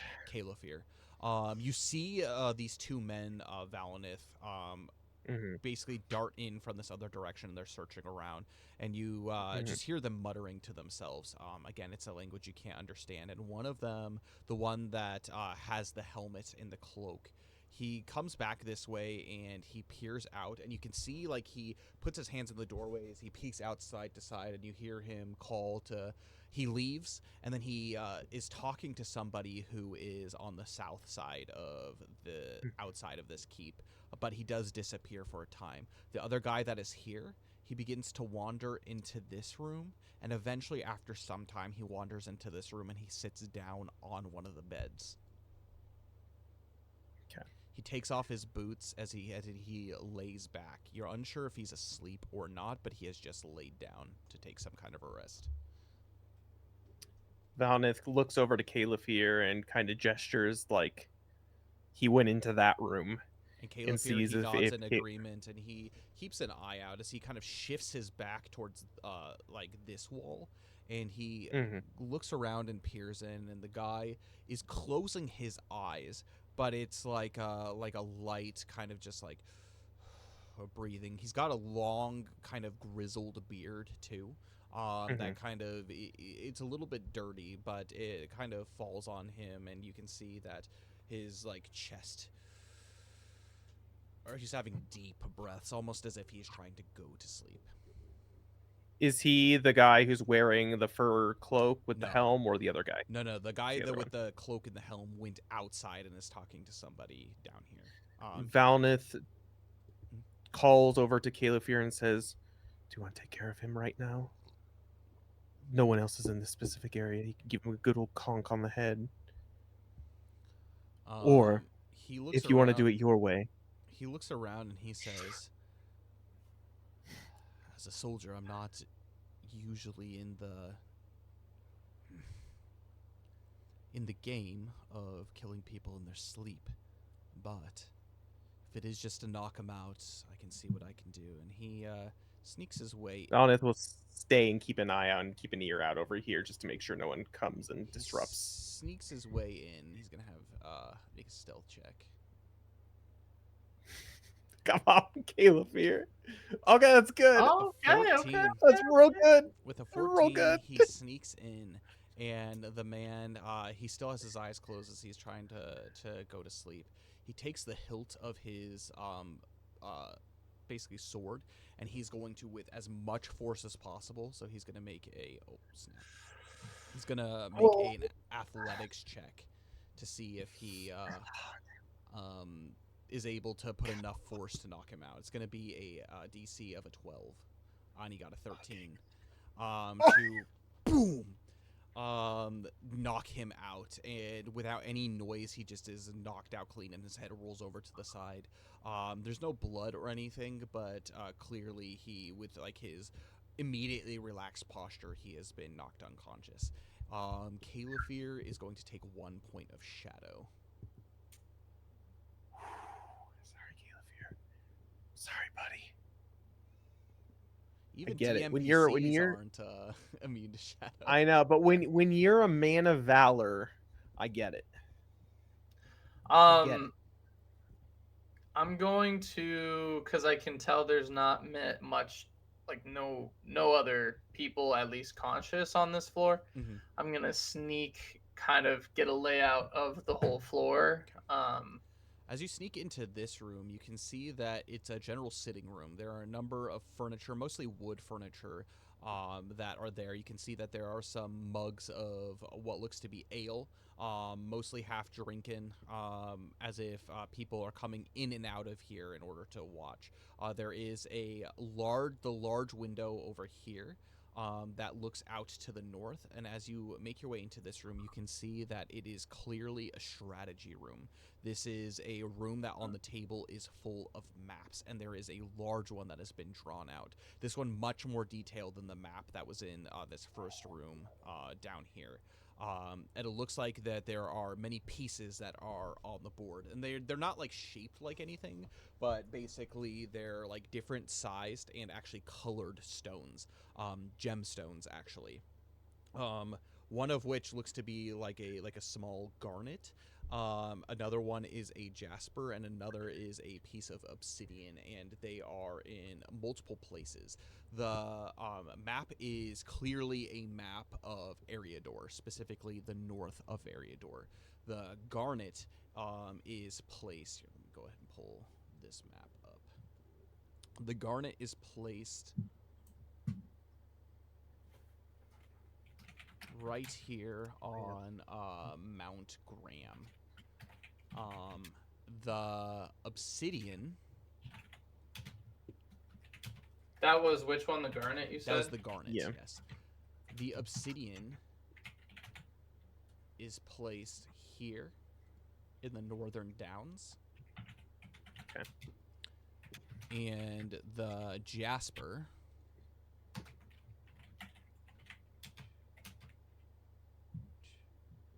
is placed down here in the south downs. I will take note of that, but I won't disturb it so as not to give away. There's also something that is drawn on the map. It is a large circle that is placed right here. And with that large circle drawn, you can see off to the side there is What's the name of that river again? Horwell. The Horwell. But with basically at the mouth of this river, there is a large circle that is drawn, and off on the side here, there is a what looks to be a almost like crystalline gemstone. That is, you're unsure if it's diamond or anything like that, but it's a crystalline gemstone that has been placed off to the side near where this circle is. And there is something that has been written below it in fine ink, and it is written in the language of the people that are here. Cool. I'm going to have you make an investigation check. Or get it. Come on. Insight check. I like that. I'm much better at insight. However, it is still at disadvantage. Actually, that might not be true. Oh no, it is true. Insight. Okay. I'm not much better. I'm a little better. Little's better than nothing. 6. You're unsure about what this is, but or exactly what this map is detailing. You don't know if it's organizations that are part of whatever this is. You're unsure if they're like next targets for things of whatever their plans are here. You're unsure if they're just like treasure locations. There are gemstones that are here as well. But it looks like whatever the case, this place here is the next target for whatever the target is. I see. You're unable to tell exactly what the goal is of this map, but Yeah. Okay. and currently where you guys are right now is right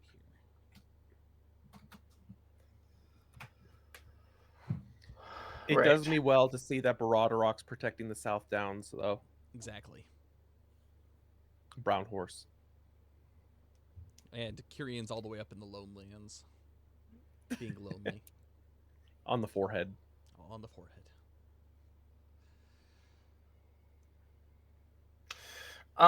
Would I know any like command words in their language? Maybe. I would say you would be familiar enough. Well, like what would you want to say? Basically like I don't think you could string together more than like a 2-word phrase. Sure. Like, what's that? Or like, come here, or something like that. Yeah, I would say you could probably do that. Okay. Depending on how convincing is it, I'm gonna have you make a deception check. Oh no. It's okay, you got this. You're already at disadvantage on it, so it's not like you might as well try it. Yeah. Okay, then I will. Can we move the other map back over here? Yeah. Thanks. So I will sneak back over here. Okay. And I will kind of like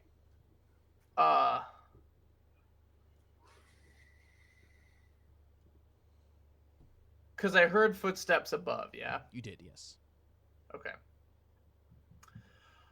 I'm going to make it seem like it's coming from... it. Oh, also, is there anywhere or anything I could hide behind in this room, or is it just, like, barren? It's pretty barren as far as stuff. There, like I said, there's one kind of bed that's here on the side. Sure. It's kind of like a makeshift, like, chamber. Okay. Would I be able to, like... hide myself with this elvish cloak that we all have, like they do in the Fellowship, if I like get in the corner?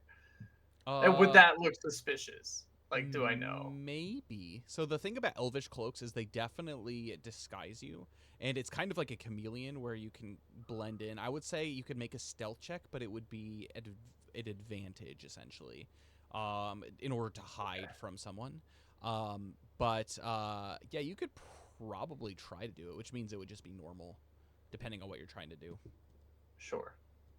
Okay, then I am going to I'm going to yell up, basically like, "Hey, come here!" And then try to make it like I'm making it seem like it's coming from the first floor. So like not at the top of my lungs, but like, "Hey, come here." Anyway, Yeah, as best as I can. Because of that, the deception check is going to be a little bit higher, but not too much. But go ahead and make a deception check for me. All right. Come on. But Valinith and Kirian, you both hear this from up above. Can we tell that it's Kirian's voice? Disadvantage. We'll see. We'll see how deceptive he is. Oh no, 4. It is very clearly Kirian's voice. And this immediately stirs someone into action. Your voice was true as far as what you say, but you hear a as you hear someone begin to walk down the stairs, and it's not one someone, it's 3 someones.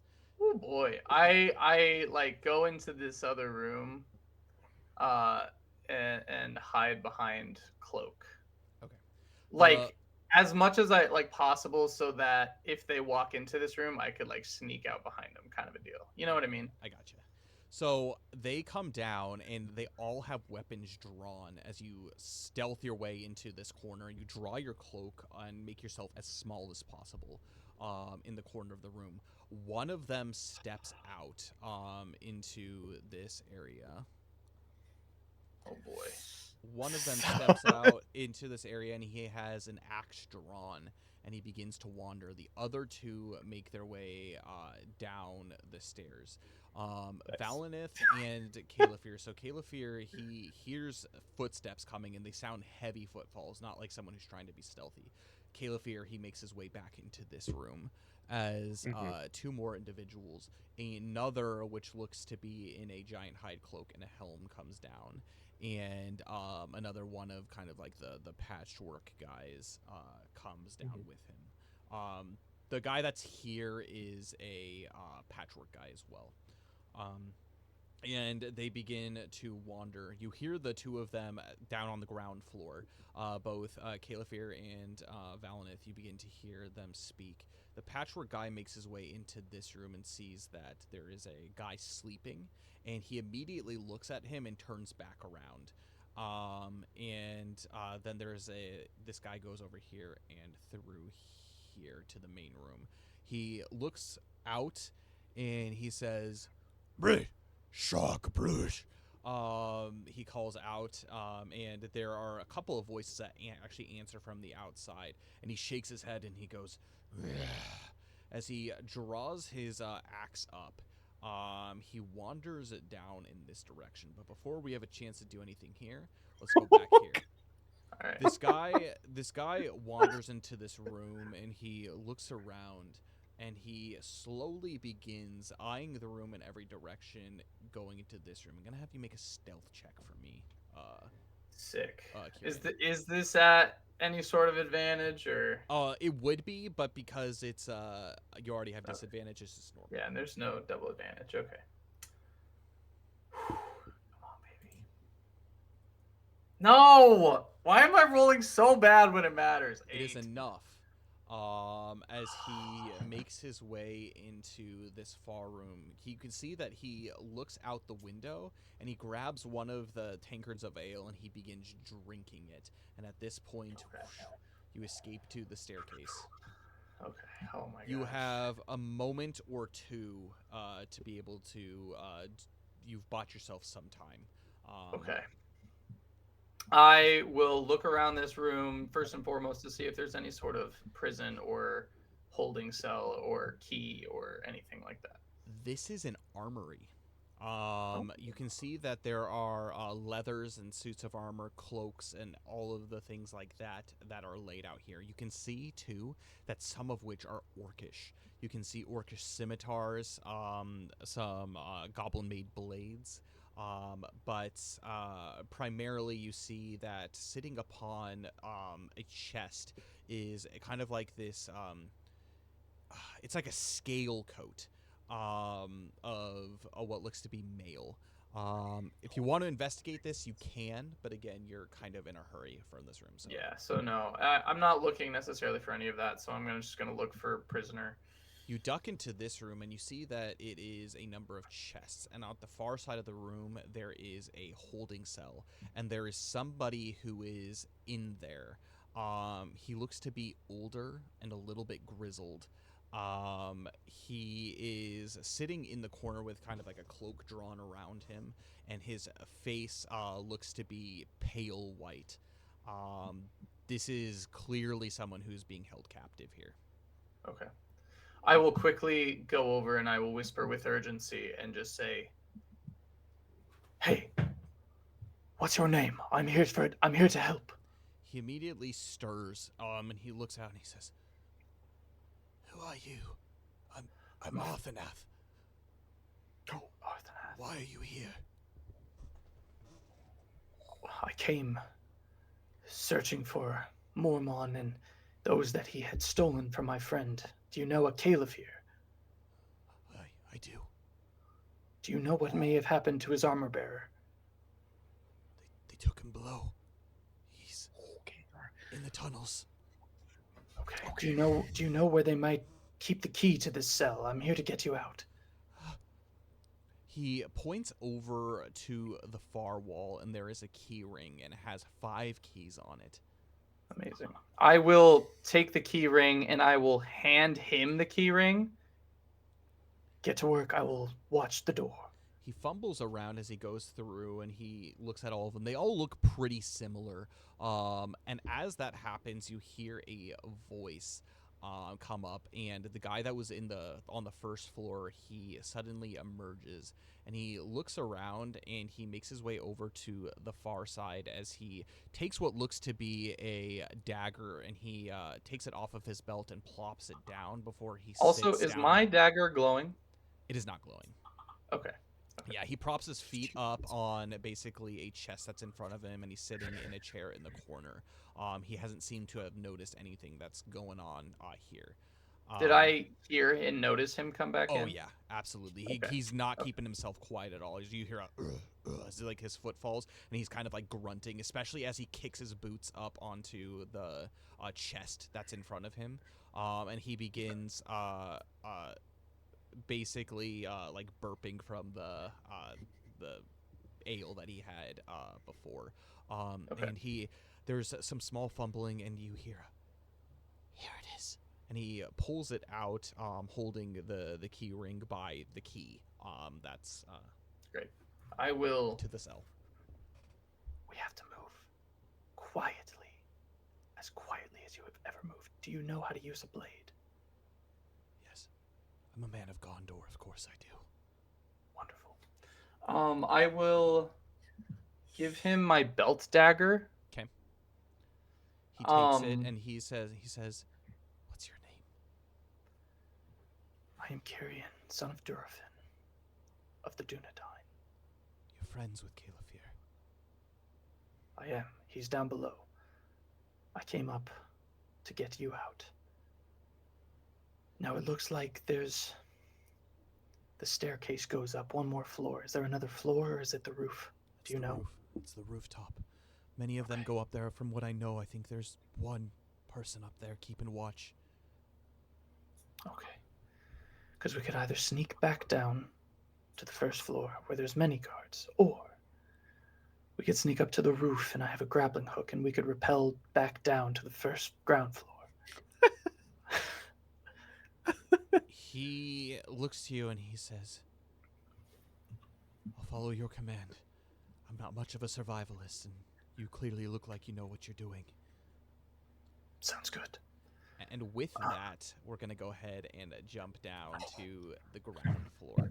This man, he comes through the door, and his eyes are set focused on the hole that's in the ground that is leading downwards.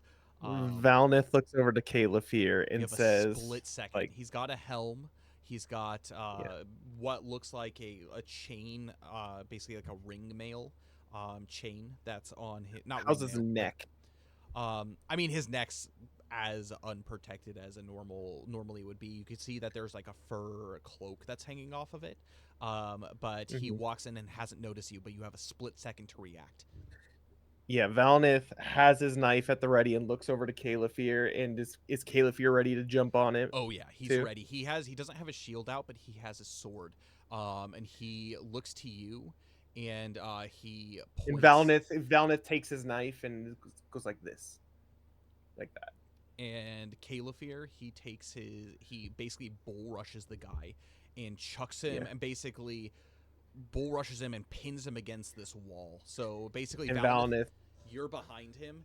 Calafir has basically his shoulders pushed like against this wall, and his hand is underneath his mouth. His sword is in his hand and basically like in his gut.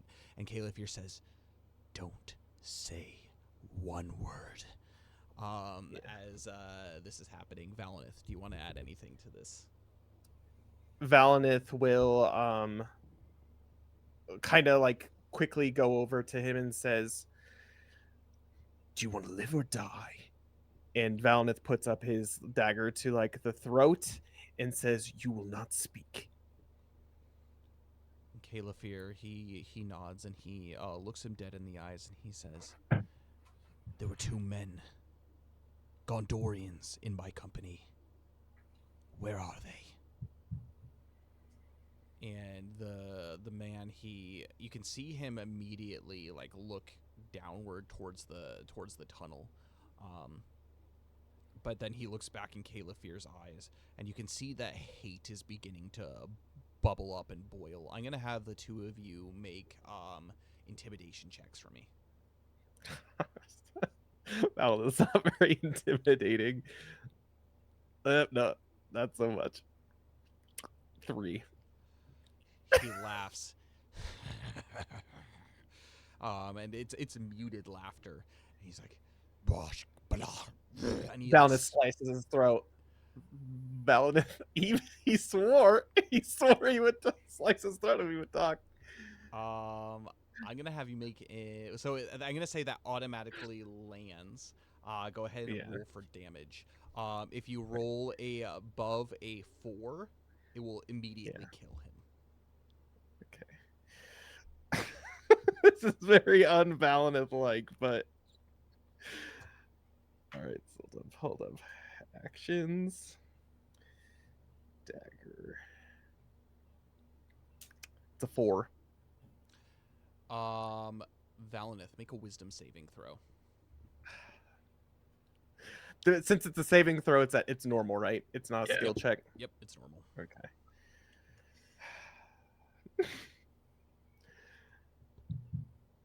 Okay. 21. You gain no points of shadow as the breath leaves his lips and he slumps down against the wall. Caliphere, he looks to you and he says, "Good work," as he basically drags the body down into the stairwell and tucks it behind the rubble. Invalinith gives a silent elvish prayer. He mouths the words of it, like wishing his soul into the next life, if there is one for such an evil man. At this point, this man has made his way back up the stairs, and he is currently midway between floors, which brings us back to Kyrian. Okay, I see this window. Is it barred? Like, is there any way to get out? It's like one of those like castle wall windows where it's like you couldn't skinny. fit through it. It's like an arrow hole window. Yeah. There is a bigger window in this room looking off into the east, but it's not much bigger. So okay. Can I hear this other guy walking back up? You can. Okay. You got this. I believe in you. Oh my gosh. You're Dunedain. You got this. Dunedain. Hey, can you lure that one guy in here? Of course, I can see what I can do. Okay. I will hide behind the corner. Which one? Well, actually. Okay. Yes. Cause a diversion. Outside or inside? Yes. Be back there with. Yes. Hide behind this wall here. So it's like a cage, like cell. Correct, but the door will be open. He will come in to investigate. I am going to gag him, and I'm going to kick him in there. And then you will come out, and we will close him in. I think I can do that. Great. Now? Yes. And as this guy makes his way up, you can hear he makes his way back. The Arfanathi makes his way back into the room, and he says, "Water, please. I'm parched." And I'm also like hiding as much as I possibly can, so they don't notice me when they come in. This guy laughs as he points, and he says, "Oi, give him some water." And this guy. Is there something I can use to like gag? Yeah, there's a number of things in here. It looks like whoever was in here before has like a small table. There's a chair and he was eating something. There's a kind of like a linen napkin that's here that's like disgusting. Like it's been like torn apart. And you can tell it hasn't been cleaned, but it's been used to like wipe crap out of people's beards and stuff. And this guy walks in as he does so, and he says, "Oi, why is it open?" As he runs in. I'm going to have you make a stealth check for me. He's not focused on you. This is going to be an advantage, meaning it's normal. Okay. Oh, why? 9. 9. Keep rolling 9. It's enough. He makes his way into this room, and Arthur, as if looking for as he goes by me, I am like following behind him. The second he goes through the door, I'm like shoving it in his mouth, gagging him, kicking him in, and then closing him in. Make after my guy gets out, I'm not locking him back in there. Make a strength saving throw for me. Okay. Saving throw though, you're good. I know, but the problem is I'm not good at these. Okay, that's not true. I have a +1. It could be worse. Ooh, I believe in you. 12. He walks through the door, and as he does so, like he sees that the door's open, and he takes a couple furious steps forward.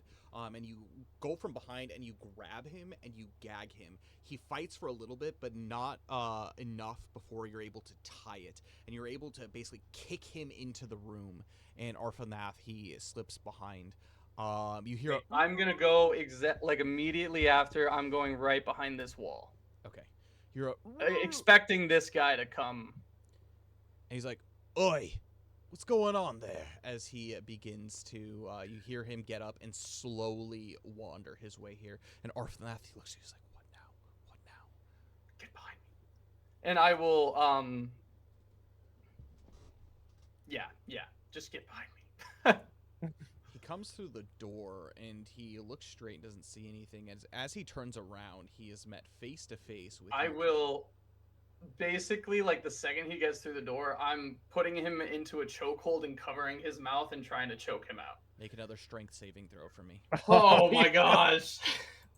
Arfanath looks at this, and he goes and he helps, and he grabs, he's trying to like grab him and pin his arms down to the side. I got a 10. This could be an advantage. Oh, come on. Oh, 16. That's better. As he does so, basically Arfanath is able to wrestle the weapon out of his hands and basically bear hug him as tight as he can. So Arfanath isn't that old. He's a little grizzled. His hair, you can tell that a freshly kept face is no longer that, and a beard has begun to grow out in its place. There's a bit of gray in it. He's probably in his early 50s, but he has enough strength as a tall man of Gondor to be able to hold him tight as you're able to bind him and gag him. Okay.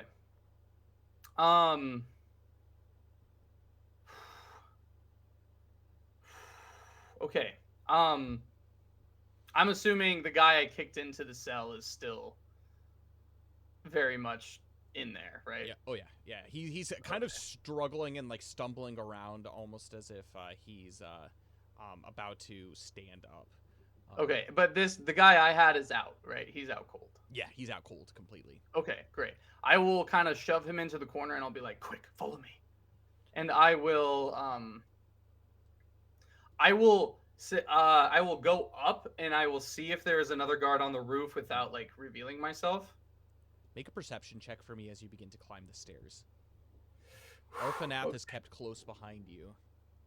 Okay, this is at disadvantage. Ooh, 19! Disadvantage 19. I know. I'm talking about. You sneak up, and you see that there is currently one person on the roof. He is looking out towards the south. And he has a chair, and he's sitting in it, and he has a bow on his lap at the ready, and he looks like he's keeping pretty close watch over the ongoings of down south. So looking northward, this way.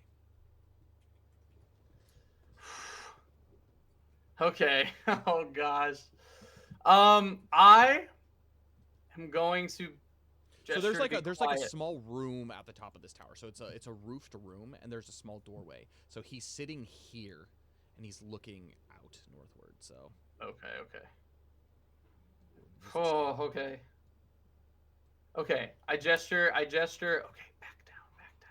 So I will then kind of switch places with him, and I will sneakily like go into the first floor room. Mm-hmm. I will check around, see if I assume no one's in there, right? Nobody's in here, yeah. Okay. I have him like stay up here, kind of hidden in this corner. On my go, I'll give like the cricket sound again. Follow as quietly as you can. And so I will stealthily go down to the first floor and see if I notice anyone down there. You don't see anybody in this room here, and in fact, it's actually relatively quiet. Okay. I give the chirp noise, and I check the way that I came in. I'll take a glance over here. I'm not going to walk over there, just kind of glance to see if I see anything. And Nobody's then I'll walk in this over. room. There's only a cot that is in here as well. But as you make your way down through this kind of room with some of the armaments, you see that Calafir and Valineth are just coming out of the tunnel from the dead guy that they have in this area. Great. They heard the cricket noise as they turn around to see you, Kyrian, pop around. I have the a corner. friend, not your armor bearer, but yes, we need to make haste. Where is he? As he looks from side to side, looking behind you. Did Arfanath follow? Yeah, I made the chirp noise for Arthanath to follow. Okay. He does follow, and he looks back and he sees the haggard Arfanath, and he looks and says, "Kyrian," as Calafir makes his way into this room, and he grabs like the wrist, and he pulls him in, and he's like, "I'm happy you're safe, my friend. Tell me, what do you know of Frothian?" And he said, "I haven't seen." As this is happening, Valineth gestures for him to come over here, and he's gonna change him into his extra leather jerkin to give him some more AC, just in case. Basically, just strap a leather jerkin around him. Yeah. Is there any because he was too quick to go through the armory room, but now that he's in, there's weapons here for sure. Great. I'm gonna try to find like a sword or something, a shield maybe, just to give. Maybe just a. Well, nah. I'll give him a shield too.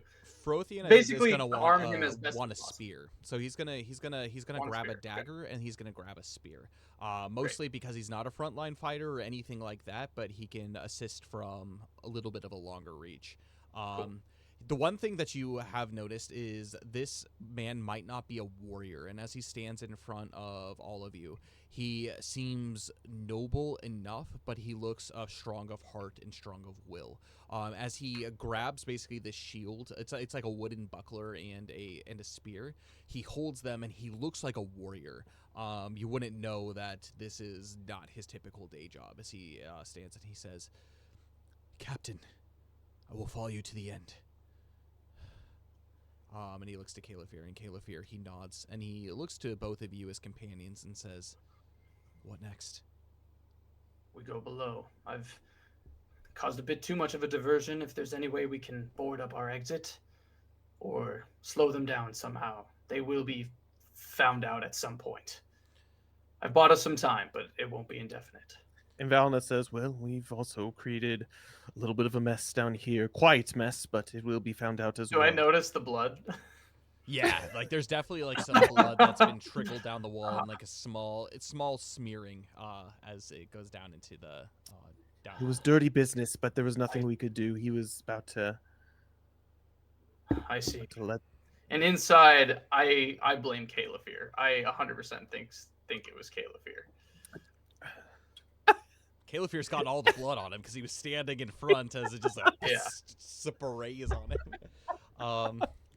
I know you did what you had to do, brother, but let's try to kill less people next time. And I'll lead the way underground. And he is not concerned at all with that, and more about Arfanath as he's like examining. He's like, "What did they do to you?" And it is clear from what he looked at is he was being played with and tortured to a degree. And so Valineth's gonna go first, Yes.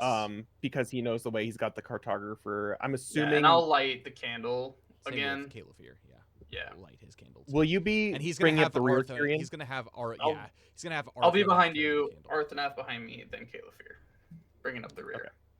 Cool. And you make your way back into the underground, which has been mapped out. Mm-hmm. Well, that's not that. That's what you guys found Nice. last time. The hill. The hill. The hill of crits. Okay. Whee. Ooh. Back I down All think right. you've mapped some of it. Yeah. into Yeah, an so we're gonna go- underground.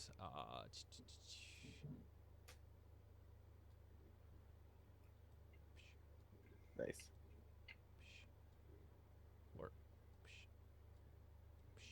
And that is where we're going to end our session for today. Oh my gosh. Oh, it's so good. It's so good. Oh my gosh. Oh, that good work. Even though the rolls weren't necessarily with us today. Oh I'm going man. to tell you, exhaustion is rough. Yeah. Oh, Especially on a mission like this. oh my gosh. So But this we took the risk and it didn't pay It off. paid off. It paid off, yeah. I'm not going to lie. Woo. There were some like rules that you just met, like the four to like kill the guy. Well, to be fair, that's minimum damage. So so essentially is a good. I got the minimum? +1 dagger. It was the +1 dagger that did it that I got. So Okay. yep. So like the thing is with that, if you didn't kill him in one shot, he would have basically just lost that HP and would have kept his full HP. That was like supposed to be like the stealth kill. So if he would have been like still a guy with his like just -3 or whatever HP ready to fight. So he would have struggled and you would have just got him in the shoulder or something. But that, and then also like the Kyrian doing his business with not killing people. Yeah, Shoving forget them in it. a prison Man. cell.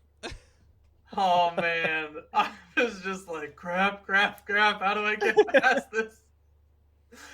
Oh, And what a the time. one thing I will like applaud the two of you on is like I'm happy that your like decision making was relatively quick, because I think a lot of people could do like kind of like the whole metagaming thing where it's like, all right, slow everything down, let me think out everything perfectly, where like the two of you did stuff in a way that it's like it actually felt like it was rushed to keep kind of the pacing of this. And so like Yeah. I appreciate that a lot, because Well, I felt it. I was feeling Mhm. the Oh, need yeah, to me go. I was like, I was too. no time to waste. No time to waste. I gotta act now. That's great. That's great. But no, it was. Is there any way before that we head down? Is there any way that what's his name, Arthanath, can grab the helm of the dead guy? I don't know if that gives more AC or anything, but because we dragged him into the tunnel. Perhaps we need to remember that for next time. Yeah. I was gonna try to outfit him, but then I was just like, we gotta go.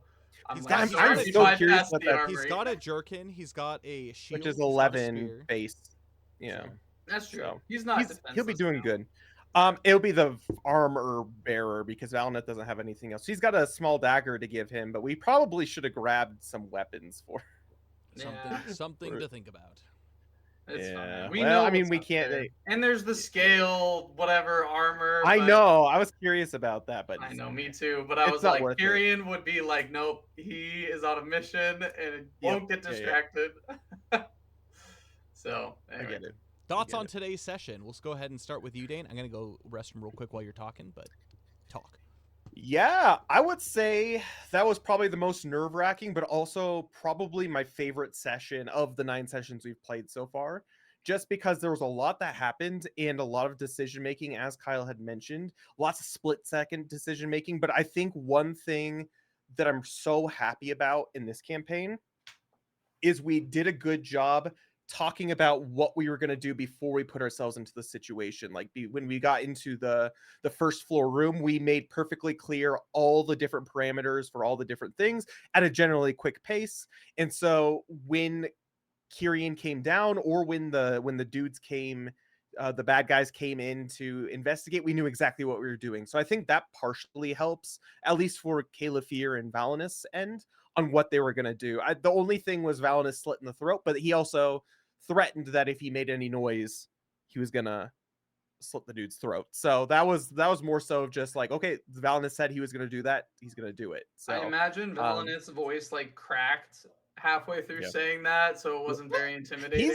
See, the thing is, he's very pompous and he's very like huzzah, meaning he's not very intimidating. He gives off like a light aura of like, let's be jubilant. He was like, together. don't scream. Yeah, very elvish. He's Or saying I'll almost. kill you. It's very elvish. Like when like reading like the Tolkien books, like they seem a little bit more intense in like the films, like like pretty deadly and serious. But in the like books, the elves are like quite joyous and lighthearted. Even like when like Haldir, Rumil, and Orphan, the grab the fellowship going into Lothlorien. Like in the film, they're just like, I'm gonna kill you, and they're like being dead serious, but they're like that, but they're like, what's going on here? You have an elf. Oh, and there's Aragorn. Let's talk about this.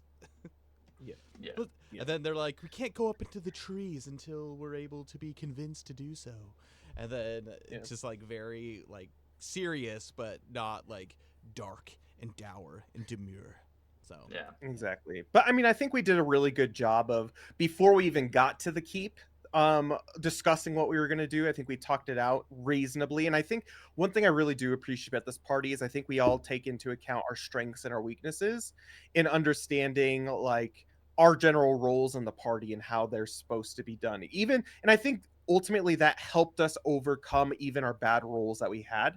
I think it was ideal for Kyrian to go up into the keep because that's what he excels at. I think he was ideal for Valinith to lead through the dark tunnels because that's what he excels at. I think it was perfectly appropriate for sorry, did I say Caliphyr? I mean Caliphyr to be the one to like, you know, be the intimidator and rough people up, and it made Valinith feel very comfortable. Charisma, actually. So he's like he's like pretty intimidating. He's decently persuasive and all of his stuff. It's like because like his whole shtick is he's like a warrior, so strength is like his number 2 stat, but like he uses like charisma for like his like leadership in battle, and so he like has the ability to like inspire others and like lead into the fray, and that's what he uses to like intimidate his foes.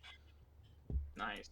But it was really good. I really liked it. I think that it was a tough situation as far as like a D&D goes, but I think because we thought it out, it, even with adversity, it still ended up working out because of that. So I really appreciate this party because there's so many parties out there that could just go right into the thick of it. They don't really think about it, and then we could have had the whole entire fortress on us. Whereas at this point, I mean, yeah, eventually people will discover that there's dudes locked in a cell and dead dudes and a dude conked out on the bed. They're gonna figure that out, but hopefully will be long gone into the tunnels by that point, and people will not know where it's coming from, you know?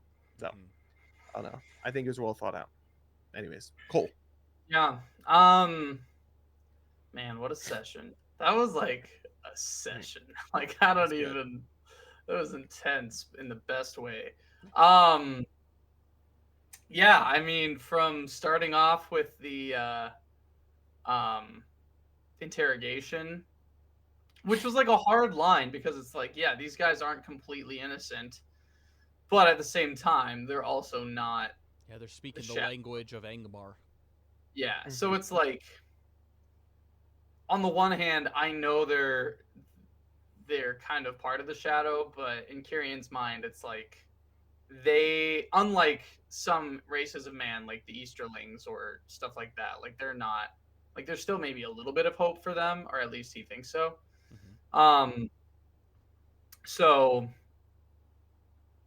anyway, so I think it's interesting trying to find that line where Kyrian is like hard and more of a Caliphyr, and where he's more merciful and more. And that was the interesting thing, because like I didn't want them to be a threat and I wanted to slow them down, but I also, like, if we left them tied up in the wilderness with a fire going, like they were gonna get eaten or attacked. You know what I mean? Like, so giving them a way of like cutting through their rope, albeit very slowly, and having at least a tool to like somewhat survive.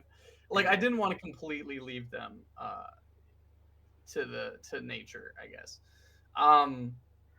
But man, what an infiltration! I'm kind of surprised we made it up to the main keep so quickly. Yeah. Yeah, You without chose right. stumbling upon everything. Like you picked like I know. very straight paths towards it. I mean, Yeah, granted, somehow. it's like going up. So it's just like let's just keep Yeah. going up until Yeah. we eventually. I'm glad we found what's his bucket. I forget his name. Parthenath. Arf. Is it? How do you spell that? ARFONATH. Arfanath. ARFONATH. Okay. Arfanath. Nice. Well, it's good. I was actually really just like gonna abandon it. I actually thought that was really smart of you to at least go and check, because poor Arfanath, holy smokes. I know. I thought that they would have been kept together, but I kind of figured too. But my thought process there was like, this is probably going to be one of the more heavily guarded areas. So like if we run into trouble and have to leave, it would be almost impossible to come back to this spot. So I was like, it's better to check now and have there be nothing and hopefully not disturb anything and then make our way out. And literally I was like, man, I have to do the old like throw the pebble trope, but I'm like, I don't know how else to like divert them so I can sneak by. There's reason it's a trope. Yeah, fair enough. So it made me think a lot and try to figure out how to do that. Yeah, and you made me think on my toes. It was a very exciting session because I was just like a constant like adrenaline rush. You want to hear and, like, something more exciting? Yeah. The minimum stealth check for most of the stealth checks you were making was a DC 8. Oh. So you were just passing those stealth checks. 8s and 9s. Just like 8s and 9s. And I was just like, I know. Oh, when you It's would a go, good thing I went oh, I was like, and then it was like 8. I was like, oh, okay. Well, I have a +5 in stealth, so like I was rolling like a 3, so I was like, oh man. Yeah. So anyway, I rolled a lot of 4s, but yeah, that was terrifying. Yeah, and then it was a really -1 to stealth, so. Oh, nice. That's even without the disadvantage of wearing armor, but it doesn't matter because he's got disadvantage anyways. Meaning he probably should have his plate armor still. Yeah, there would be no point in wearing. Well, that was before he was exhausted. That's true. We set out before. True. Yeah. But yeah, so like Dane, you said in the comments, there's no one downstairs anymore, and I'm like, I know that. Kyrian doesn't know that. Cause like, well, you don't know that. You haven't heard anything, none the wiser. Yeah, I was trying to. That was like the hard thing, cause I knew what was happening down low, but I was trying to play it as true to what information Kyrian had as possible. And that's so, like, also that's why not necessarily true, because there were technically people outside of the main doors of the keep. As far as you know, there was at least 3 people. So there were 2 people that were talking when you had first got there, and then one of the dudes with the helms that had gone out and spoken. So as far as you know, there's at least 3 people out there. Right. Like and within like earshot. I knew 3 went down there. Mm-hmm. And I knew 2 started down there. So I was like doing the math. I'm like, I know there's at least those 2 guys down there. I know all 2 of the guys came back up. So like that's why I checked the roof first. But I was like, I just don't think there's a way to like get this guy. Literally just like I was like just Spartan kick him off the wall or something. Yeah, then that would definitely cause a scene because he would fall down right below where all those other guards I know. So I was like, yeah, that's not really an option. And I was like, okay, so I will go down because I knew the first floor, like the first level up, not the ground floor, but the first floor. I'm like, I know there wasn't like anyone there last time I checked. So like I was like, okay, I'll check that room. That can be kind of a holding room. I'll check the next room. So like I was trying to kind of like run interference, but that's why I did the things I did, and I wasn't just like, well, I know there's no one downstairs. Let's get out of here. So you didn't trust Valineth and Caliphyr to just handle them? I did, but I was hoping that you guys didn't have to. I suppose. Just literally sit Caliphyr right down in front of the main door with his shield up, and then just hold the line while you guys are doing your things.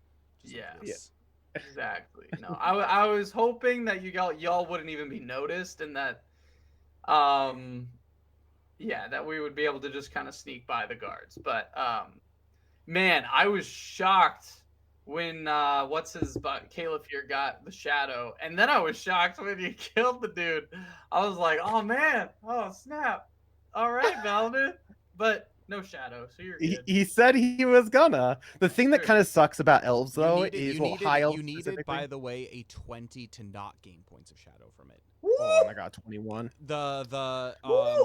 And then then it's a scale depending on how bad the roll was, depending on how much, up to 4 points of shadow. So if you got like a nat 1, Oh. that's 4 points of shadow from that, and then Woo-hoo. it goes down. And so 20 is no points of shadow, and then like I think it was 15 was one.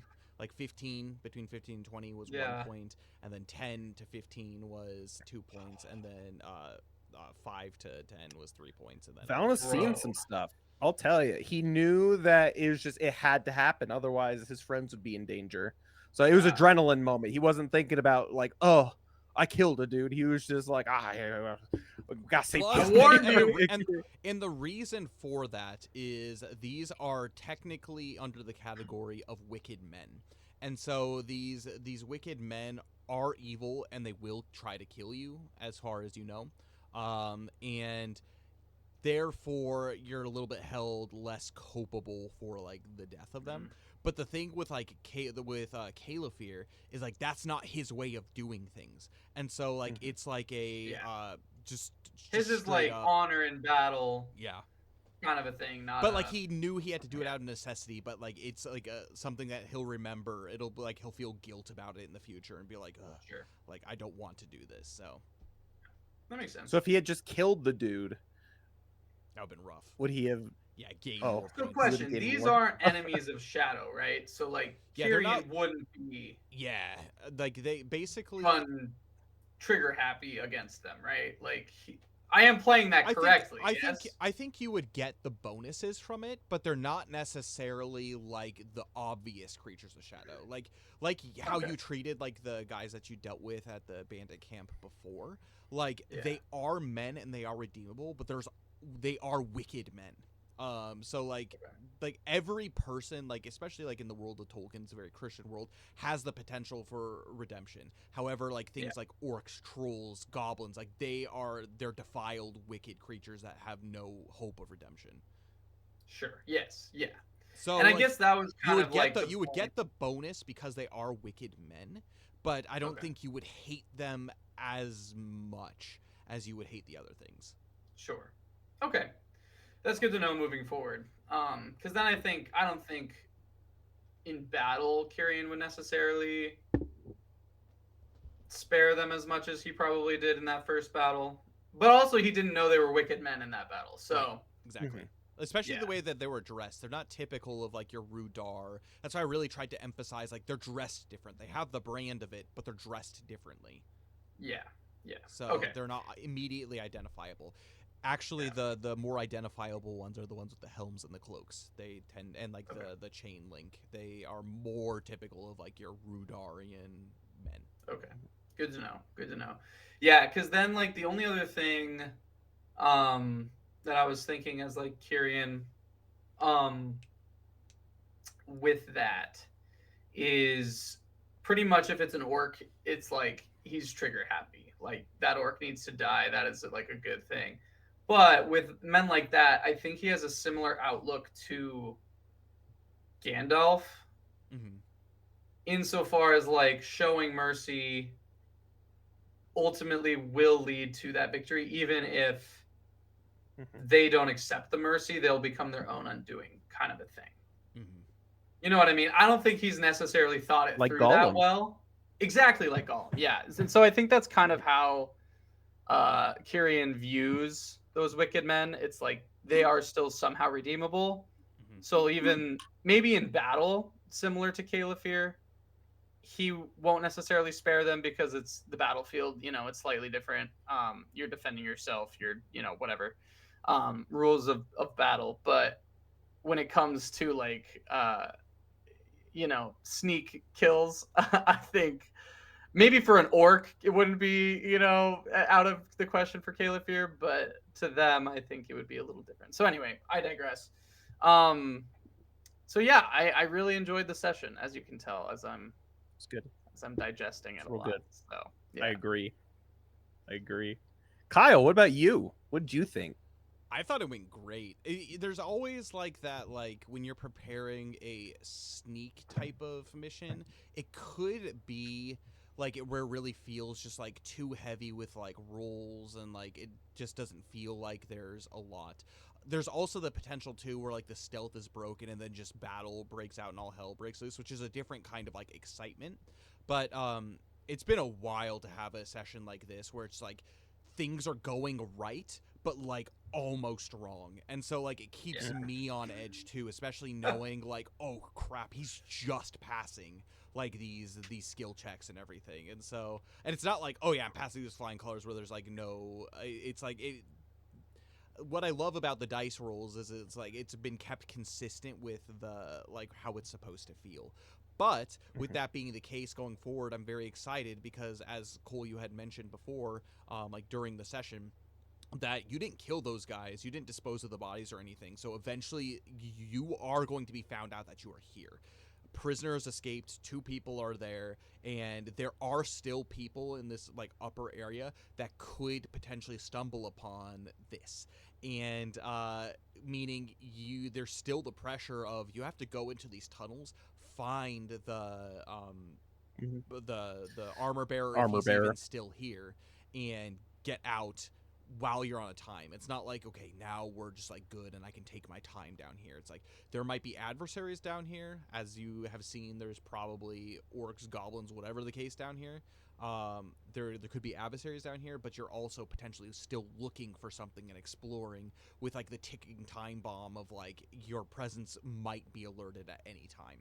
And then a high alert will go up, and then it'll become much more difficult. And so I'm excited to see how the balance of like next session's gonna go with your hopefully similar to this past session, like quick thinking on your feet and going forward from there. But no, I'm excited. I'm pretty pumped to see like what comes from it, and this was a really fun session to play too. And honestly, it felt very much like a session for me as well. Even though as a DMPC I kind of know what's coming, like really playing Caliphyr based off of like the dice rolls. And so like before I even do anything, I'm just gonna roll a dice to see how he's going to react in a situation. So, and then like I felt like I did that a little bit better today than I have in the past with him. And so hopefully we can keep things up with that. And so if you notice just a random dice rolls from Caliphyr, that's me judging like how much like he can interject on certain things, because I do have the knowledge of exactly what's going on in this campaign. And so that'll be the case. But other than that, I don't think there's anything else to add other than it was just a great session. It was really fun. So Awesome. Yeah, it's great. And especially now that Wilderland Adventure's over, those of you who need your a Lord of the Rings or Adventures of Middle-earth fix, again, every first and third Tuesday of the month, or Tuesday our time, Wednesday morning if you're on the other side of the world, we will be playing this campaign. So we're still going to be doing it twice a month at this point. And yeah, look forward to the future with it. It's definitely going to be really good. And hopefully when I'm back to streaming, it won't feel like there's just so much time between all the different adventures. And of course, we always have Everlast too. We actually staggered them on purpose for this, like having Eriador Adventures the first and third week, because then we have Everlast the second and Everlast the second and fourth week.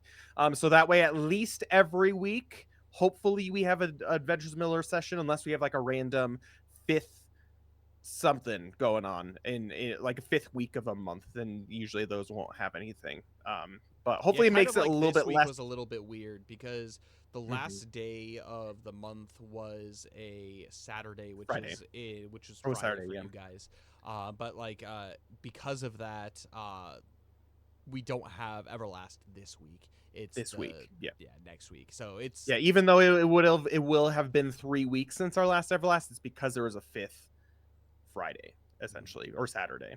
So yeah, it's kind of weird, but like hopefully moving forward, hopefully this gives you some time as well, Kyle, to be able to sit down and take your time a little bit more with creating these adventures instead Well, of having now, to pump out three especially from where different you guys campaigns. had left it for next session, like now I know Mhm. what I need to still have for next week, just in case Mhm. X, Y, or Z happens. I can Mhm. be prepared. I can have, like, for example, like with Arfanath, like if there's something that does break out, I don't have a stat block for Arfanath, so now I can like build out a Mhm. stat block and like actually make him usable for you guys to be Got a able base to. 11 armor value plus his dexterity because Mhm. of his jerkin, so that's So pretty good. probably 11. He's a man of Gondor, Cole.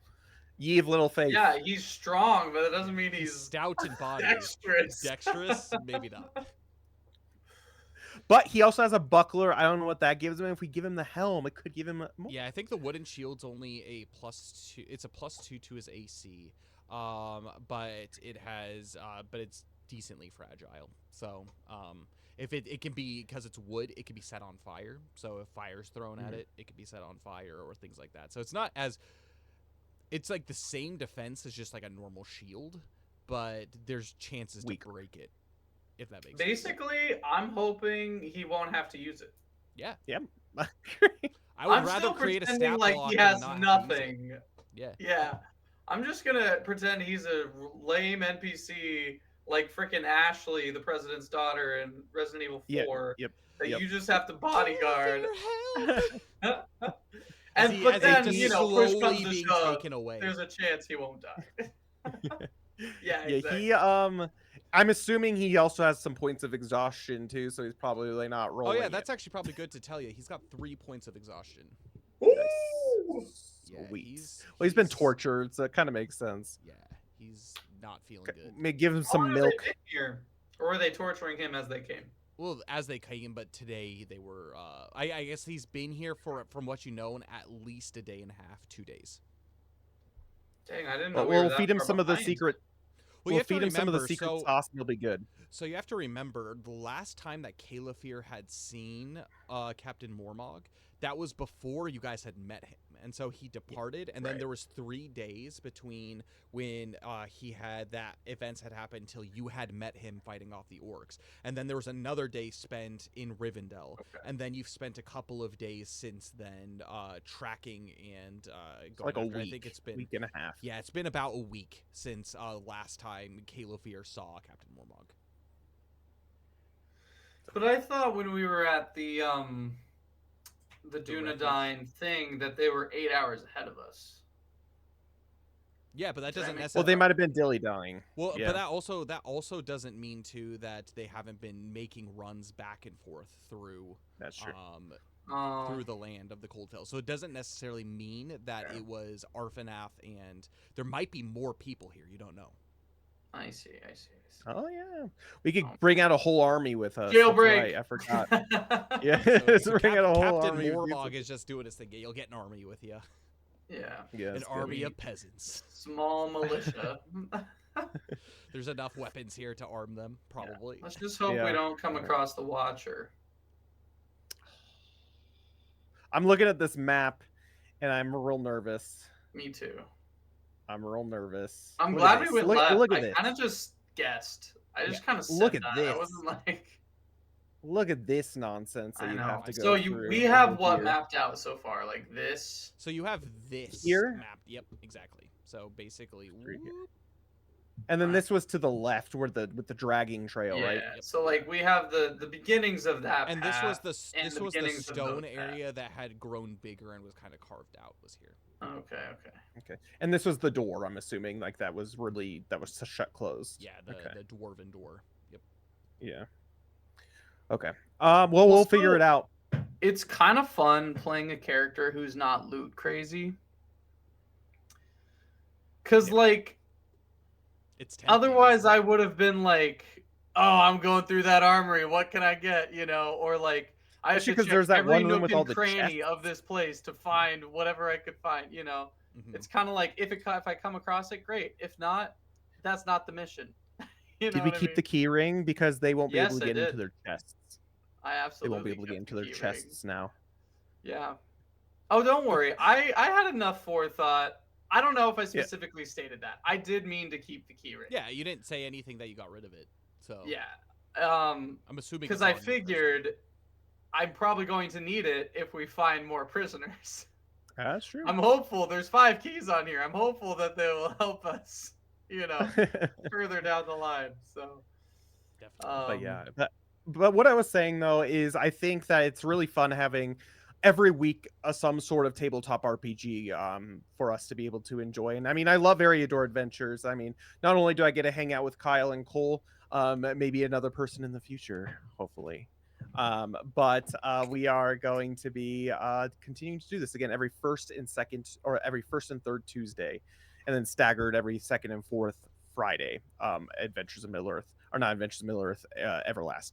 But with that, we've gone on. We've talked a lot. We talked about the amazing session. Got a couple of quick announcements. Cole, you'll be streaming Thursday at 4 p.m. Mountain Standard Time, around 6 p.m. your time, right? Sure. Yep. Okay. So yeah, it's 2 hours later than he normally does stream, but come join him for some Paper Mario. That should be great. That will be our last stream for the week, and then join Kyle again on Sunday night for some what's it called? Dragon's Dogma 2. Dragon's Dogma 2, yeah. And we'll have to figure out. I know he has some things in the works, where a Coal Forge, Great Axe, Emma Silent may be coming back, and we'll work through that, and we'll let you guys know when those changes will be implemented. But for now, Kyle will be doing that. And then Kyle will be streaming next week on Tuesday around this time exactly. Kyle will be streaming some more Dragon's Dogma 2. Cole, when you figure out your schedule, just let me know what works best for you.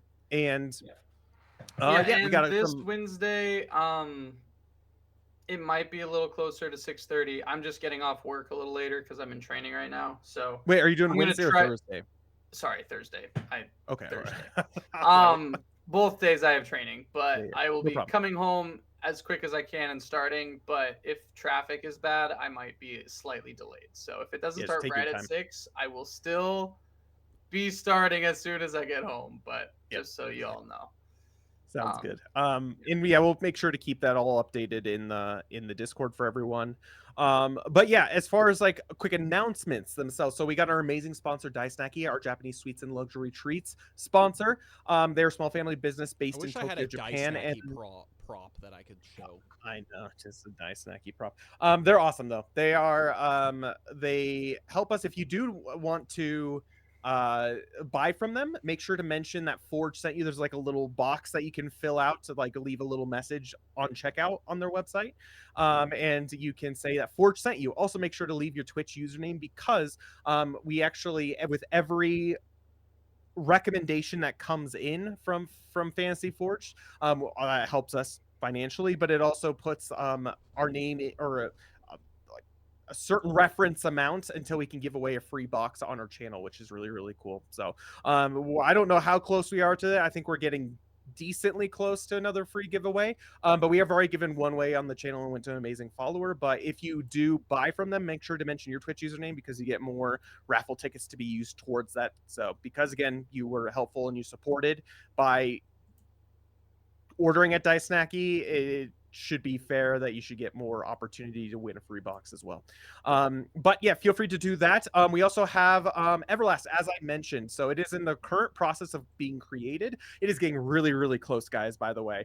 A couple things we wanted to do, though, before we actually get the official Kickstarter for it out, we want to make sure to have all the artwork done. So that way we're not having to wait on artwork, because artwork takes time. Artwork takes a lot of time to be able to make. We don't want to have to wait on it before we actually get the Kickstarter out to you. And so a couple ways to be able to support that, the creation of the art for Everlast ahead of time, is with either Coffee of the Realm or Fragrances of the Realm. So if you love coffee, we have 8 with our partnership with Roastify Coffee. We have 8 different roasts that are all based off of places around Everlast. Like as Kyle has, he's got the Flamongolith decaf blend, and he's also got a medium blend based off of Helix, and they all got their own different tasting notes. Make sure to read the little tasting notes to see what you like. I personally really, really like both those that Kyle are holding up, but I also really like the Hightower blend and the Light Roast, which is the Silverwood blend, is really, really good. But also you get exclusive artwork from Everlast that's already out, and it's the only way you can be able to acquire the artwork early. But if coffee's not your thing, I know we got a lot of you out there. We got Fragrances of the Realm, and Fragrances of the Realm are tabletop RPG Everlast scented candles, but you can use them in all of your tabletop RPGs, or you can just have them to make your house smell good. So we actually did release a fall flavor, Shiloh Harvest. It's really good. It smells like an apple orchard. It's really good. It's very fall-esque. But then my personal favorite that we have that's available all the time are our tin candles.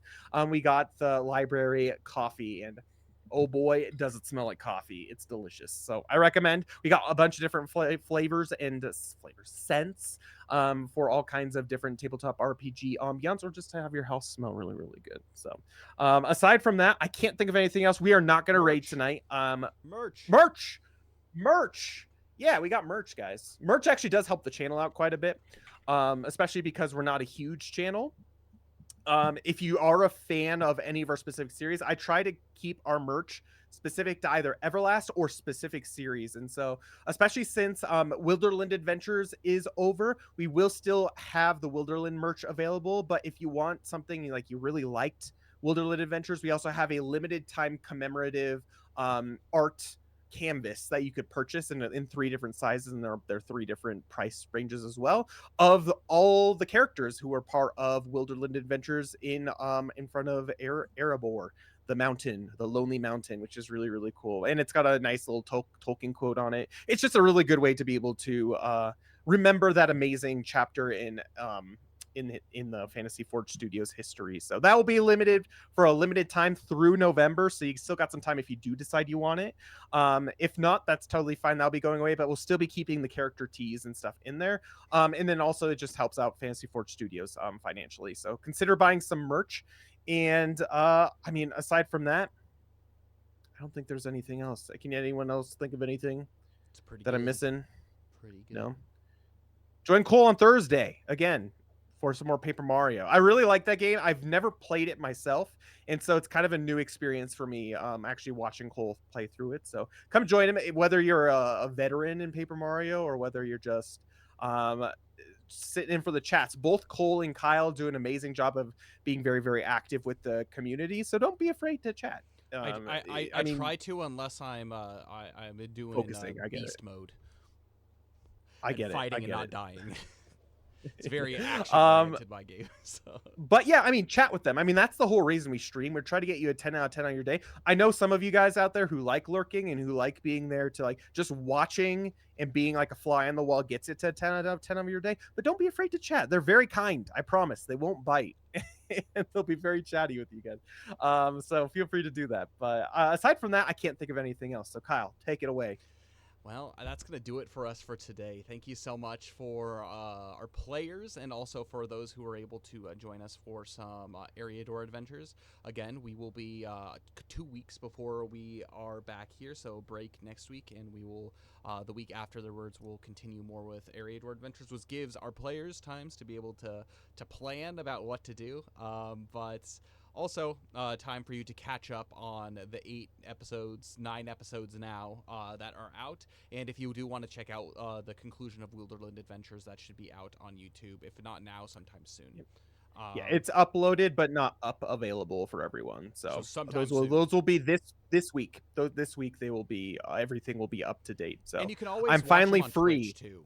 You can also watch them on Twitch too. And so check out our Discord. That's how you never miss a stream. We have weekly schedules that's there. We have that's where we post our go live notifications, so you never do miss a stream. Yeah, it's a good time. I did it. But thank you so much for all that have joined.